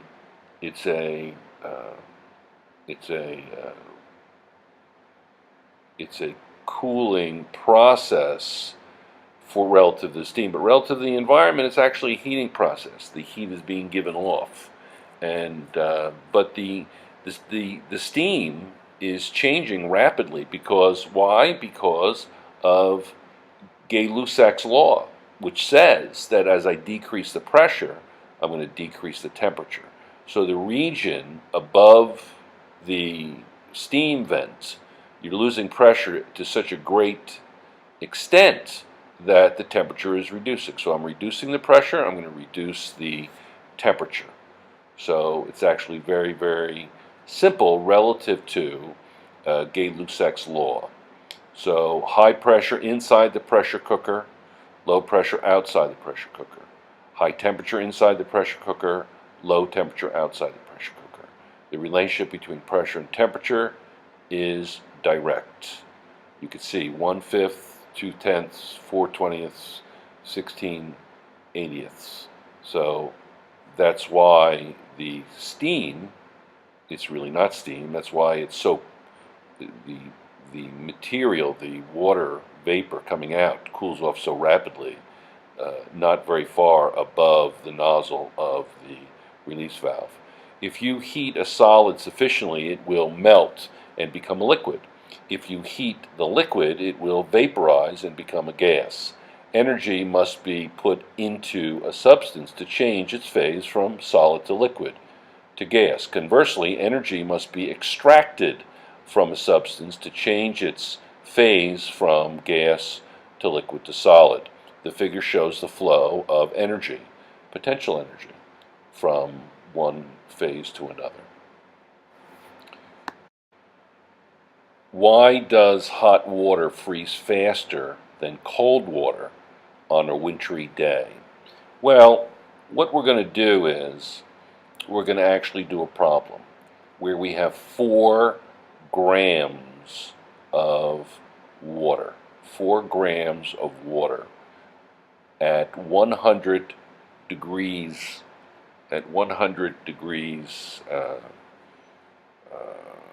Celsius. So it's not steam, it's not 100 degrees steam, it's 100 degrees water. So on that plateau, the top one where the arrow's pointing, it's on the left side. So it's going to be 4 grams of water at 100 degrees Celsius. So that's going to evaporate, part of it's going to evaporate. And why is that going to freeze so rapidly? So let's take a look at the problem. Okay, let's take a look at the problem.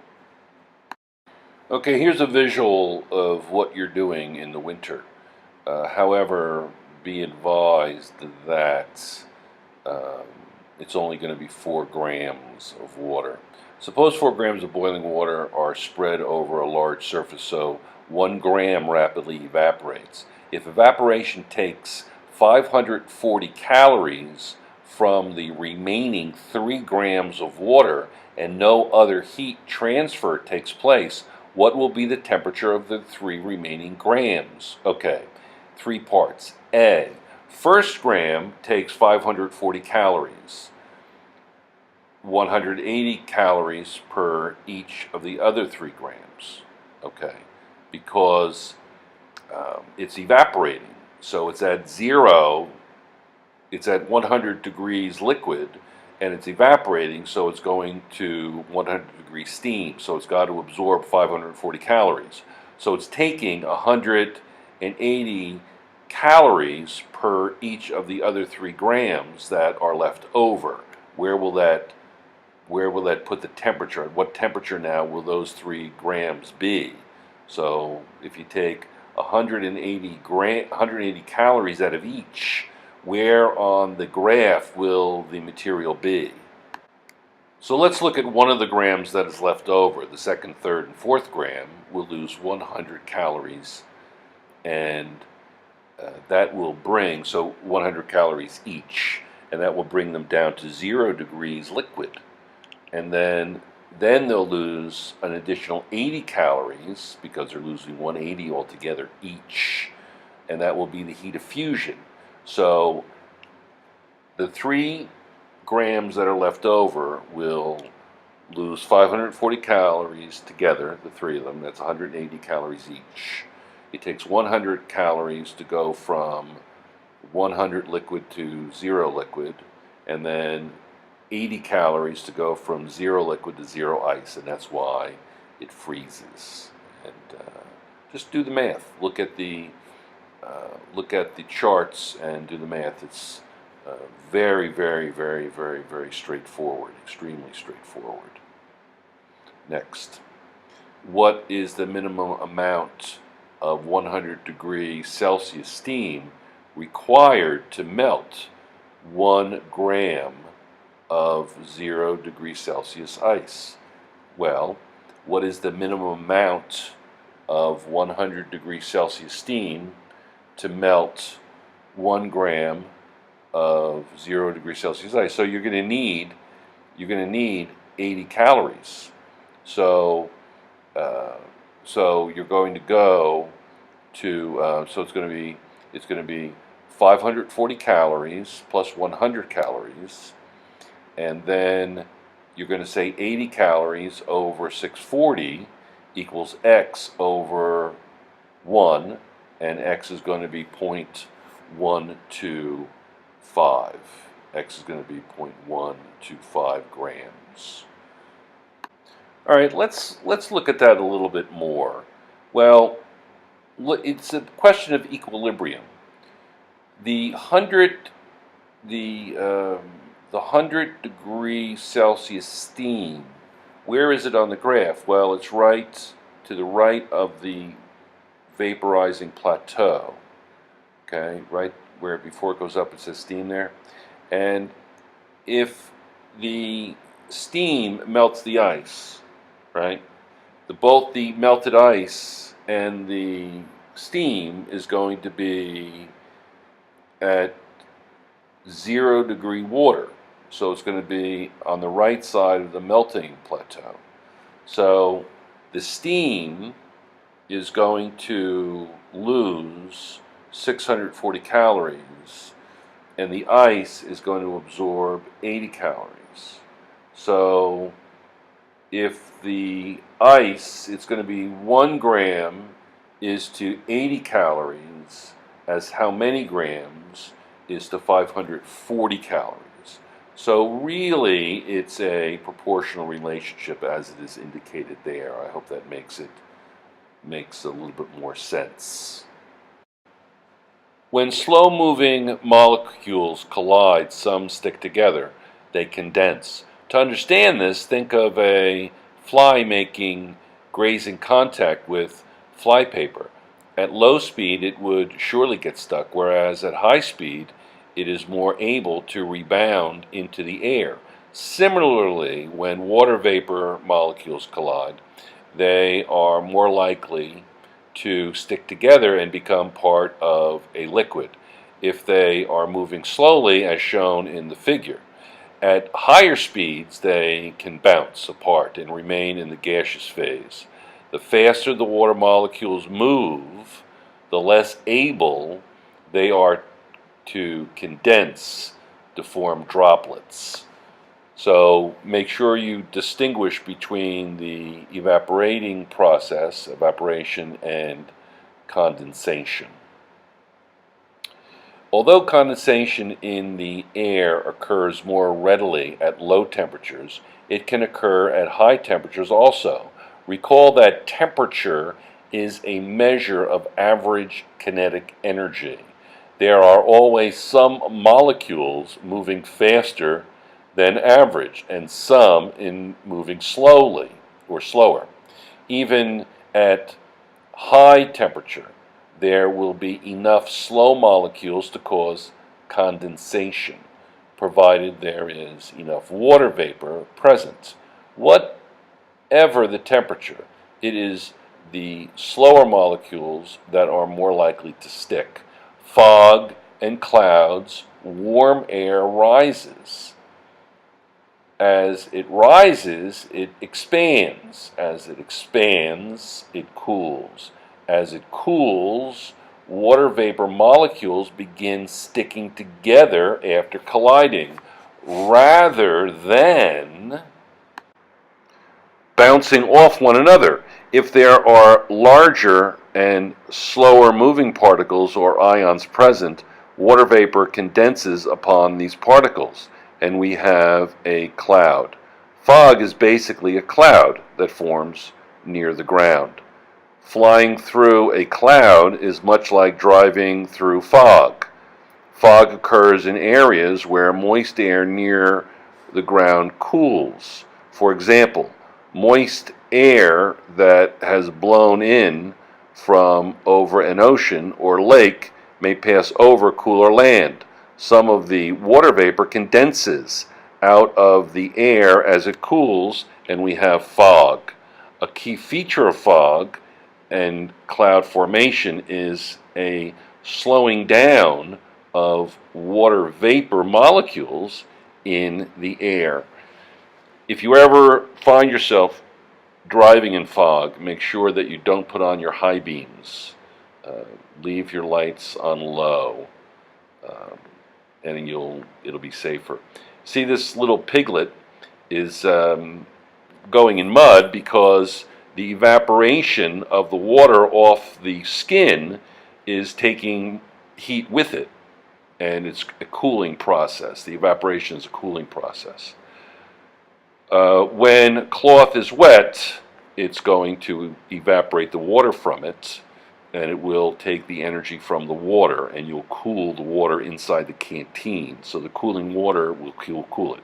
If you feel chilly outside the shower stall, step back inside and be warmed by the condensation of the excess water vapor there, because the steam is condensing and it's giving off heat, and that heat you feel, and it warms you, and it feels more comfortable than freezing outside the shower.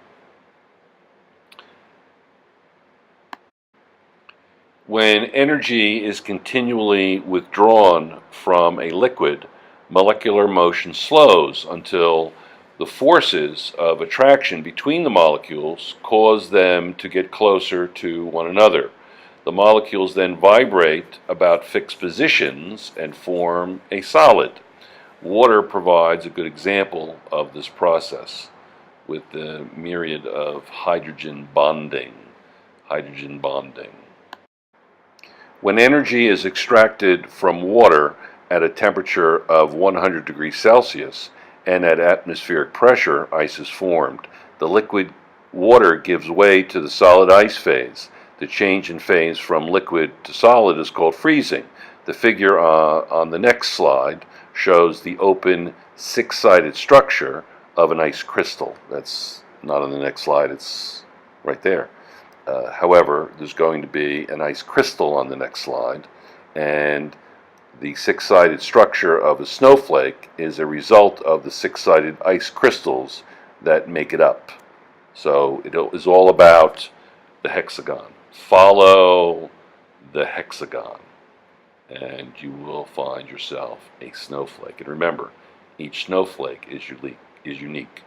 Regulation allows the wire to cut through the ice, but leaves the ice in a single solid block, because there is it just simply the ice will absorb any kind of heat that goes into it from the wire, and it just is still frozen because it's well below the freezing temperature. Freeze drying, lyophilization, how to make really crappy coffee. Anyway, there's a film there. I'm going to put this on Edmodo, and you could look at the film. And what it shows is what lyophilization is, and it will help you understand it. It's sublimation. When water sublimates, you reduce the temperature and the pressure. The apparatus shown can be used to demonstrate that water will freeze and boil at the same time in a vacuum. A gram or two of water is placed in a dish that is insulated from the base by a styrofoam cup, and that is the triple point. You can achieve the triple point by adjusting the temperature of the room, and then you adjust the pressure of the inside the bell jar by pumping the air out and creating a vacuum or near vacuum. So at low pressure, low temperature, water will boil and freeze at the same temperature, the triple point diagram. That's what you have to look at. Heating and boiling are two distinct processes. Heating warms the water and boiling cools it. Heating warms the water and boiling cools it. Remember, evaporation is a cooling process. Condensation is a warming process. So make sure you distinguish between the two processes. All right, let's talk about low pressure. It is important to note that it is the high temperature of the water that cooks the food, not the boiling process itself. At high altitudes, water boils at a lower temperature. In Denver, Colorado, the Mile High City, for example, water boils at 90 degrees Celsius instead of 100 degrees Celsius, boiling temperature characteristic at sea level. If you try to cook food in boiling water of a lower temperature, you might wait a longer time for proper cooking. A 3-minute boiled egg in Denver is runny.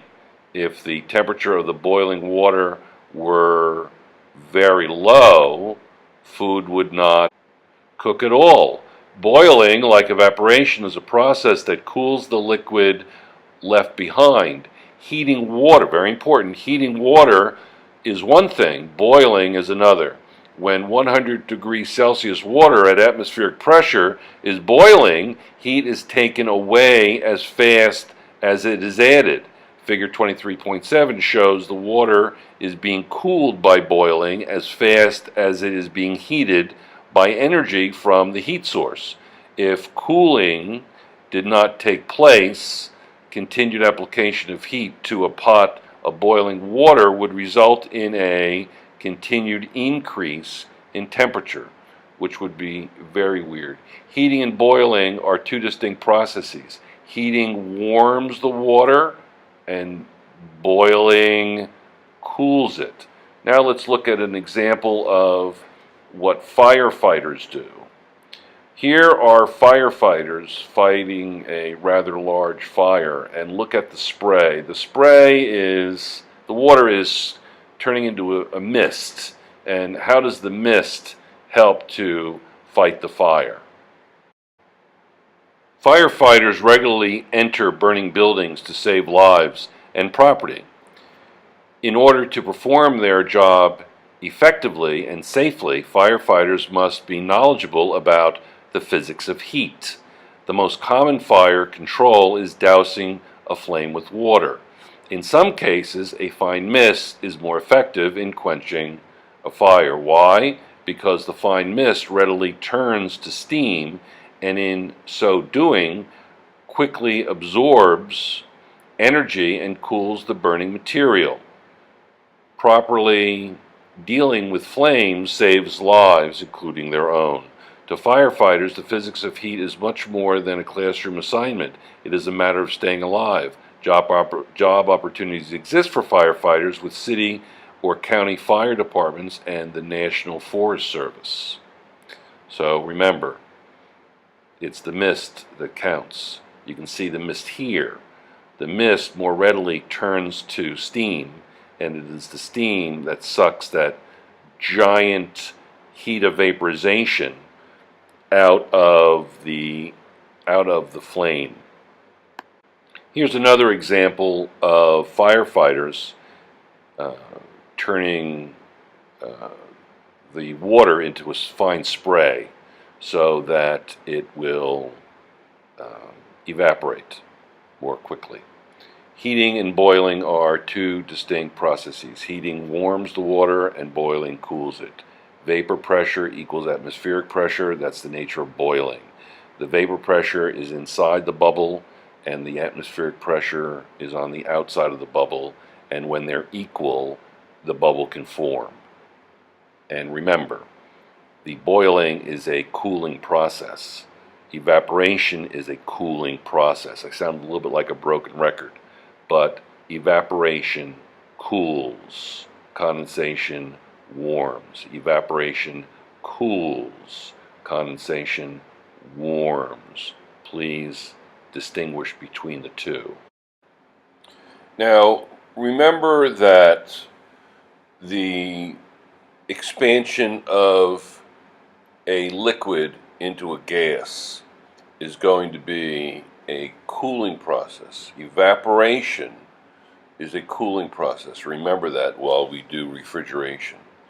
A refrigerator's cooling cycle is a good example of the energy interchanges that occur with the changes of phase of refrigeration fluid. It's not water. The liquid is pumped into the cooling unit where it is forced through tiny openings to evaporate and draw heat from things stored in the food compartment. The gas is then directed outside the cooling unit to coils located on the back. Now, the newer refrigerators have racks on the back that prevent you from seeing the coils. However, if you put your hand behind the refrigerator, you'll feel the warmth of the heat that's coming from the refrigerator compartment. As the gas condenses in the coils, appropriately called condensation coils, heat is given off to the surrounding air. The liquid returns to the cooling unit, and the cycle continues. A motor pumps the fluid through the system where it enters the cyclic processes of vaporization and condensation. So the whole process of cooling food is through the evaporation of a refrigeration chemical. It's not water, it's something quite different. The next time you're near a refrigerator, place your hand near the condensation coils, which is in the back or the bottom of the refrigerator, and you will feel the heat that has been extracted from the inside. Let's take a look at some of the notation on the slide itself. Heat is taken in as liquid turns to vapor in the pipes. That's where the freezer compartment is. Heat is given out as vapor turns to liquid, condenses in the pipes. There's vapor inside the tubes, the dotted line tubes.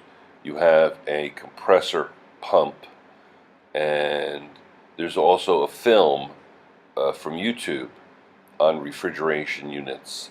I will put this PowerPoint on Edmodo. The paddle wheel apparatus first used to compare heat energy with mechanical energy. As the weights fall, they give up potential energy and warm the water accordingly. This was first demonstrated by James Joule, for whom the unit of energy is named. Now, this is mechanical energy, but remember we looked at the unit labels for energy. We looked at them for work, force times distance. We looked at them for kinetic energy, 1/2 mv squared, and we looked at them for potential energy, mgh. And we found that the unit labels for work, kinetic energy, and potential energy are all the same. They're all the same, and I'll remind you about that on another slide in the upcoming upcoming slides.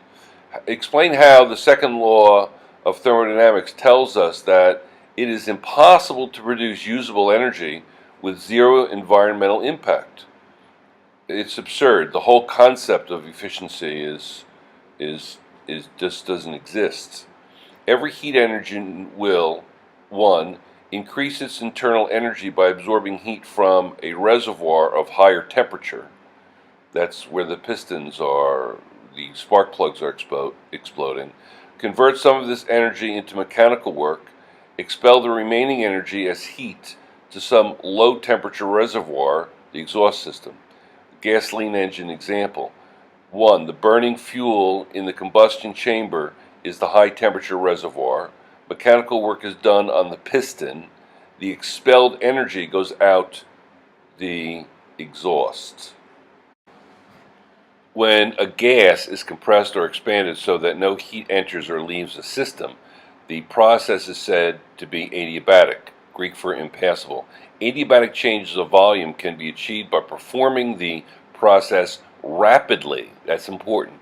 If it's rapid, it can be adiabatic, so that heat has little time to enter or leave, as with the bicycle pump in Figure 3, or by thermally insulating a system from its surroundings, with polystyrene foam, for example, styrofoam. A common example of a near adiabatic process is the compression and expansion of gases in the cylinders of an automobile engine, shown in Figure 4. Compression and expansion occur in only a few hundredths of a second, too short a time for appreciable heat energy to leave the combustion chamber.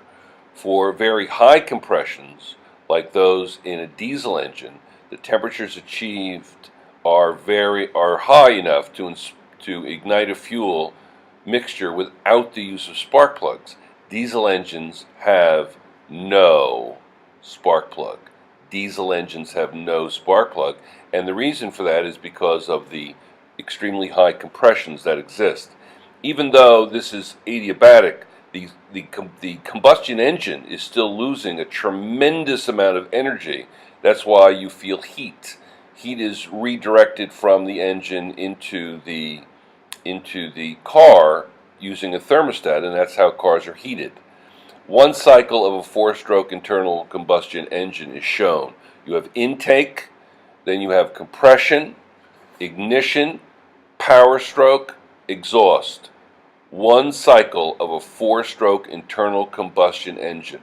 Intake, compression, ignition, power stroke, exhaust. And it happens so rapidly that it can be considered near adiabatic. Even though the combustion engine is less than 25% efficient, it does use a lot of the energy from the cycle shown here, and it moves the car. So there is a tremendous amount of energy being converted to mechanical energy, and that's why the car is actually in motion, because it's converting some of that. A fuel air mixture fills the cylinder as the piston moves down. That's the intake. Next, we have the piston moves up and compresses the mixture adiabatically, since no heat transfer occurs, and that's the compression step. Then the ignition step, the spark plug fires, ignites the mixture, and raises its temperature. That's the ignition stage. Then we have the power stroke. Adiabatic expansion pushes the piston downward, which is the power stroke. Then the exhaust. The burned gases are pushed out the exhaust valve, and the cycle repeats. The temperature of a blob of dry air that expands adiabatically changes about 10 degrees Celsius for each kilometer of elevation. Adiabatic process, when a gas is compressed or expanded so that no heat enters or leaves the system. Changes of volume can be achieved by performing the process rapidly so that heat has little time to enter or leave, or by thermally insulating the system from the surroundings. Example, polystyrene foam or styrofoam, and that's what adiabatic systems are. Now remember, one of the ideas is that it happens very quickly, but don't think that, especially with the combustion engine, that it's extremely adiabatic, because heat, some of the energy is wasted, and the waste energy is called heat, essentially. So it's not terribly adiabatic. So don't, if you're a little confused, you have good reason to be. The adiabatic process example: the compression and expansion of gases in the cylinder of an automobile engine. Compression and expansion occurs in only a few hundredths of a second. This is too short a time for appreciable heat energy to leave the combustion chamber. For very high compressions like those of a diesel engine, the temperatures achieved are high enough to ignite a fuel mixture without the use of spark plugs. Diesel engines have no spark plugs. Now we did this before, and I feel like I'm kind of nagging, but with the next example, you'll see how to think adiabatically is important, because there's simply too many variables in nature to keep track of things. So if you think of things as adiabatic, in other words, certain things are constant in the changes, such as with ideal gases, it's a little bit more understandable. When work is done on a gas by adiabatically compressing it, the gas gains internal energy and becomes warmer. When a gas adiabatically expands, it does work on its surroundings and gives up the internal energy and thus becomes cooler. Blow warm air onto your hand from a wide open mouth.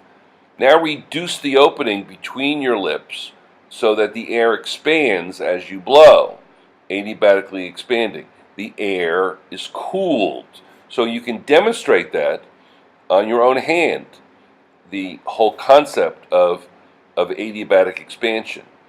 If you have the small opening of your lips, that will present itself with high pressure inside your mouth, low pressure outside your mouth. The pressure is reducing, and therefore the temperature is reducing, and this is consistent with Gay-Lussac's law of increase and decrease of pressure being proportional and direct with temperature. I decrease the pressure by blowing on my hand. I'm going to decrease the temperature of the gas, and it's all going to be done adiabatically. You can't keep track of all the losses of energy, so we have to think of things as being ideal systems where we limit these variables, these external variables, so that we can come to some kind of understanding of the concepts that we're learning. So we're looking at things adiabatically. We're just simply limiting the extraneous variables that exist in nature. If a blob of air initially at 0 degrees Celsius expands adiabatically while flowing upward alongside a mountain a vertical distance of 1 kilometer, what will its temperature be when it has risen 5 kilometers? Well, for every kilometer it rises, it's going to have a temperature 10 degrees less. So if it's 0 degrees at the desert floor, it's going to rise 1 kilometer, it'll be negative 10 degrees Celsius. If it rises 5 kilometers, it'll be negative 50, as shown on the arrow on the left. So the answer to the first one is negative 10 degrees Celsius, and then negative 50 degrees Celsius. Imagine a giant dry cleaner's garment bag full of air at a temperature of negative 10 degrees Celsius, floating like a balloon with a string hanging from it 6 kilometers above the ground. If you were able to yank it suddenly to the ground so it stays adiabatic, what would its approximate temperature be? Well, remember, it's going to change 10 degrees for every every kilometer of elevation. If you're bringing it down, it'll gain heat, gain temperature, and if it goes up, it'll lose temperature. So you're going to pull it down 6 kilometers, so that'll be 60 degrees, plus the -10 of that's the original temperature. So the final temperature will be plus 50 degrees Celsius. Helium has the special property that its internal energy is directly proportional to its absolute temperature. Consider a flask of helium with a temperature of 10 degrees Celsius. If it is heated until it has twice the internal energy, what will its temperature be? Twice the internal energy doesn't necessarily mean twice the temperature. This is interesting. So it'll be, you have to convert it to K. So 10 degrees Celsius is 283 K, times 2 is 566 K. So that means it'll be 293 degrees Celsius. So it'll go from 10 degrees Celsius to 293 degrees Celsius. That's how weird the arbitrariness is of temperature assignments. So twice the internal energy, it'll be 10 degrees Celsius to 293 degrees Celsius. This is Chinooks. It happens in the United States all the time, and where mountains are on the west side of the continental mass in the northern hemisphere. Chinooks, warm, dry winds occur when high altitude air descends and is adiabatically warmed. On the other side of the mountain, such as the Rocky Mountains and the Great Plains, in the summertime, I remember I showed you that map of the United States where in the Great Plains area there was a heat, a hot area which ran from north to south, from Canada down to Mexico. Well, that's because east of the mountains this Chinook happens. So in the summertime, the Great Plains are extremely hot, 106, 107, 108 degrees Celsius, because the air from the mountains moving west to east comes down to the plains. A dramatic example of adiabatic warming is the Chinook, a wind that blows down from the Rocky Mountains across the Great Plains. Cold air moving down the slopes of the mountains is compressed by the atmosphere into small volume and is appreciably warmed. In this way, communities in the path of Chinooks experience relatively warm weather in midwinter. The effect of expansion or compression on gases is quite impressive. It can even create enormous thunderheads, miles high, and they are, depending on your orientation, they are extremely, extremely beautiful and also very dangerous. And also the Great Plains gives birth to tornadoes. That's another example of how gases interact with each other. Here's a relatively modest thunderhead that occurs as a result of Chinooks and the air coming down from the mountains that is warmed 10 degrees Celsius for every kilometer the air descends. Let's look at the heat engine. A heat engine is any device that changes internal energy into mechanical work. The basic idea behind a heat engine, whether a steam engine, internal combustion engine, or jet engine, is that mechanical work can be obtained only when heat flows from a high temperature to a low temperature. In every heat engine, only some of the heat can be transformed into work. So you have the high temperature, you have the heat input, then the circle, the golden circle is actually the heat engine. You have work done, and then you have the low temperature reservoir. You have a high temperature reservoir up top, and you have a low temperature reservoir at the bottom, and then the work is done. Now, for this to happen quickly, it has to be adiabatic.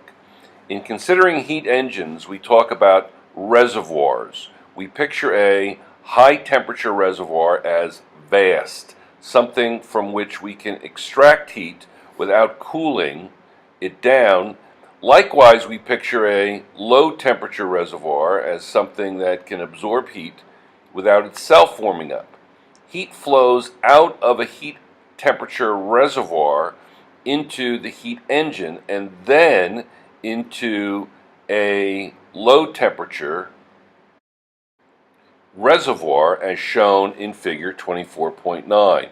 Every heat engine will 1. Increase its internal energy by absorbing heat from a reservoir of high temperature. 2. Convert some of this energy into mechanical work. And 3. Expel the remaining energy as heat to some lower temperature reservoir. In a gasoline engine, for example, 1. The burning fuel in the combustion chamber is the high temperature reservoir. 2. Mechanical work is done on the piston. And 3. The expelled energy goes out as exhaust. According to the second law of thermodynamics, no heat engine can convert all heat into mechanical energy output. Only some of the heat can be transformed into work, with the remainder expelled in the process. Applied to heat engines, the second law states that when work is done by a heat engine running between two temperatures, T hot and T cold, only some of the input heat at T hot can be converted to work, and the rest is expelled as heat at T cold. There is always heat exhaust, which may be desirable or undesirable. Hot steam expelled in a laundry on a cold winter's day may be quite desirable, while the same steam on a hot summer's day is something else. When expelled, heat is undesirable. We call it thermal pollution. Before the second law was understood, it was thought that a very low friction heat engine could convert nearly all the input energy to useful work, but not so. In 1824, the French engineer Chaudy Carnot carefully analyzed the cycles of compression and expansion in a heat engine and made a fundamental discovery. He showed that the upper fraction of heat that can be converted to useful work, even under ideal conditions, depends on the temperature difference between the hot reservoir and the cold sink. The Carnot efficiency, or ideal efficiency, of a heat engine is the ideal maximum percentage of input energy that the engine can convert to work. The equation for the ideal efficiency is given as follows. Heat engine efficiency equals T hot minus T cold divided by T hot. Is the temperature of the hot reservoir, and T cold is the temperature of the cold. Ideal efficiency depends only on the temperature difference between input and exhaust. Whenever ratios of temperatures are involved, the absolute temperature scale must be used. This means that even under ideal conditions, only 25% of the internal energy of the steam can be converted into work, while the remaining 75% is expelled. Heat engines are not efficient. This is why steam is superheated to high temperatures in steam engines and power plants. The higher the steam temperature driving a motor or turbo generator, the higher the efficiency of power production. And we'll see that later on. Fuel cells and electric vehicles. One of the attractions of fuel cells and of electric vehicles in general is that they are not heat engines. Their efficiencies are not limited by the Carnot cycle constraints of the second law, while the efficiency of a heat engine that burns or combusts fuel will always be limited by the temperature difference between the cylinder and the exhaust. Fuel cells and batteries have no such thermal constraints. Fuel cells running on pure hydrogen can be as much as 80% efficiency in converting chemical energy to electrical energy. Watch the growth of fuel cell technology and electric automobiles in the future. Thermal pollution. A modern electric power plant, though large and complex, can be approximated as a simple heat engine. The power plant uses heat from the burning of coal, oil, gas, or heat from nuclear fission to do work turning electric generators.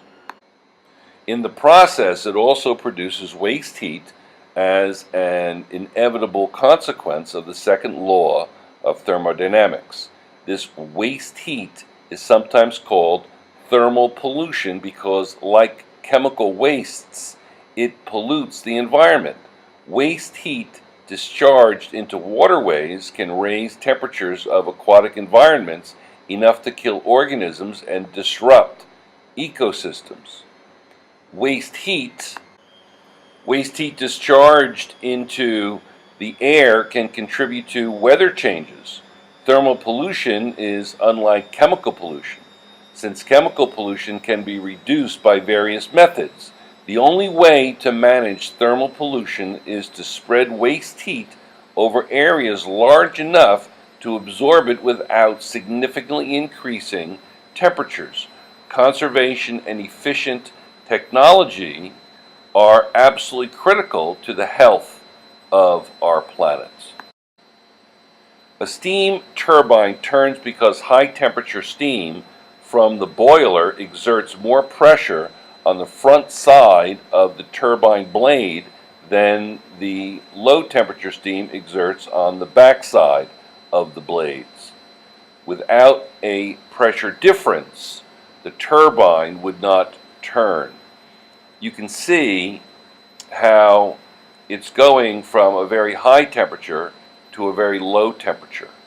You can see that Gay-Lussac's law, pressure and temperature are directly linked, that the decrease of pressure will significantly decrease the temperature. If I go from 5 atmospheres to 1 atmosphere, I'll go from 621 degrees Fahrenheit to negative 279 degrees Fahrenheit. And you can do the conversion from the various temperatures and show the efficiency of the engine. And in this particular case, the efficiency equals 90% for a steam engine versus 25% at best for an internal combustion engine. That's pretty amazing. So you're converting it to Celsius and then to Kelvin, and you're converting it, you're going from 3,730 Kelvin to 373 Kelvin, so that's going to have a large difference. And then you're going to divide it by the hot temperature, and that's going to be 90% efficient, which is absolutely amazing. This particular case, you're going from 1 atmosphere to 10 atmospheres. So you're going from 373 Kelvin at 1 atmosphere to 3,730 degrees Kelvin at 10 atmospheres. Now, what we're going to show you is one of the laws of thermodynamics, and that's entropy. It's very normal for entropy to occur. Entropy is something that we're going to be using a great deal in our study of chemistry. Entropy is disorder. What's natural to occur in nature is for things to become disordered. Things fall apart. The human body, when it dies, it decays. It becomes disordered.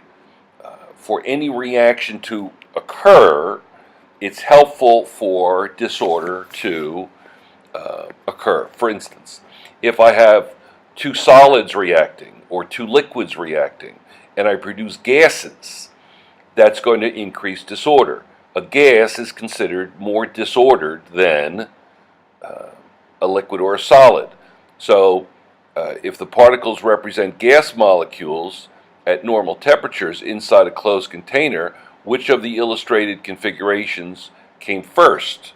Well, you have the ordered, and then you have disordered. You don't go from disordered to ordered. It's not natural. If you toss bricks off a truck, which kind of pile of bricks would you more likely produce? And that is the disordered group of bricks. So, in a reaction, it's very helpful for that reaction to proceed if you have an increase in entropy. Now, there's only two things that drive a chemical reaction. There is a decrease in internal energy. In other words, it becomes more stable. And two, you have an increase in entropy. So it's going to be a decrease in enthalpy and or an increase in entropy for the reaction to occur. An ice cube, minimum entropy, maximum order. It melts to a puddle of water, no structure, maximum entropy, minimum order. So entropy, this is very normal. So the reason ice melts, even though it's gaining internal energy, is because the entropy is so enormous.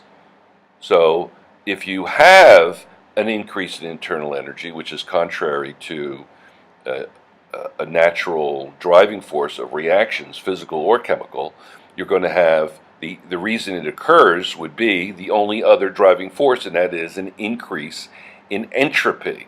So you're going to have, again, I'm nagging you, you're going to have a decrease in internal energy or an increase in entropy.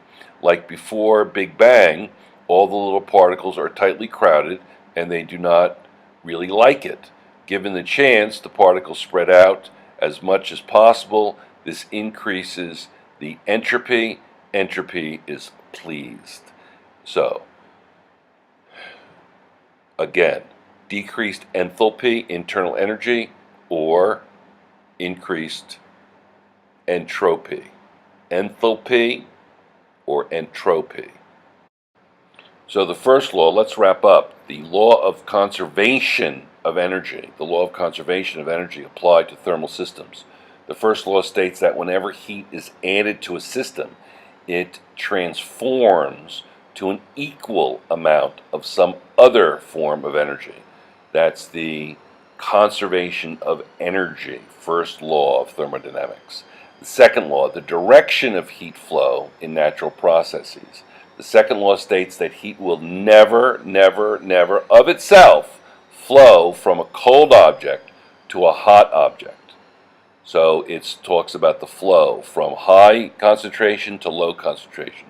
According to the second law, the entropy of a system always increases for natural processes. So we're talking about the flow of energy and also entropy in the second law.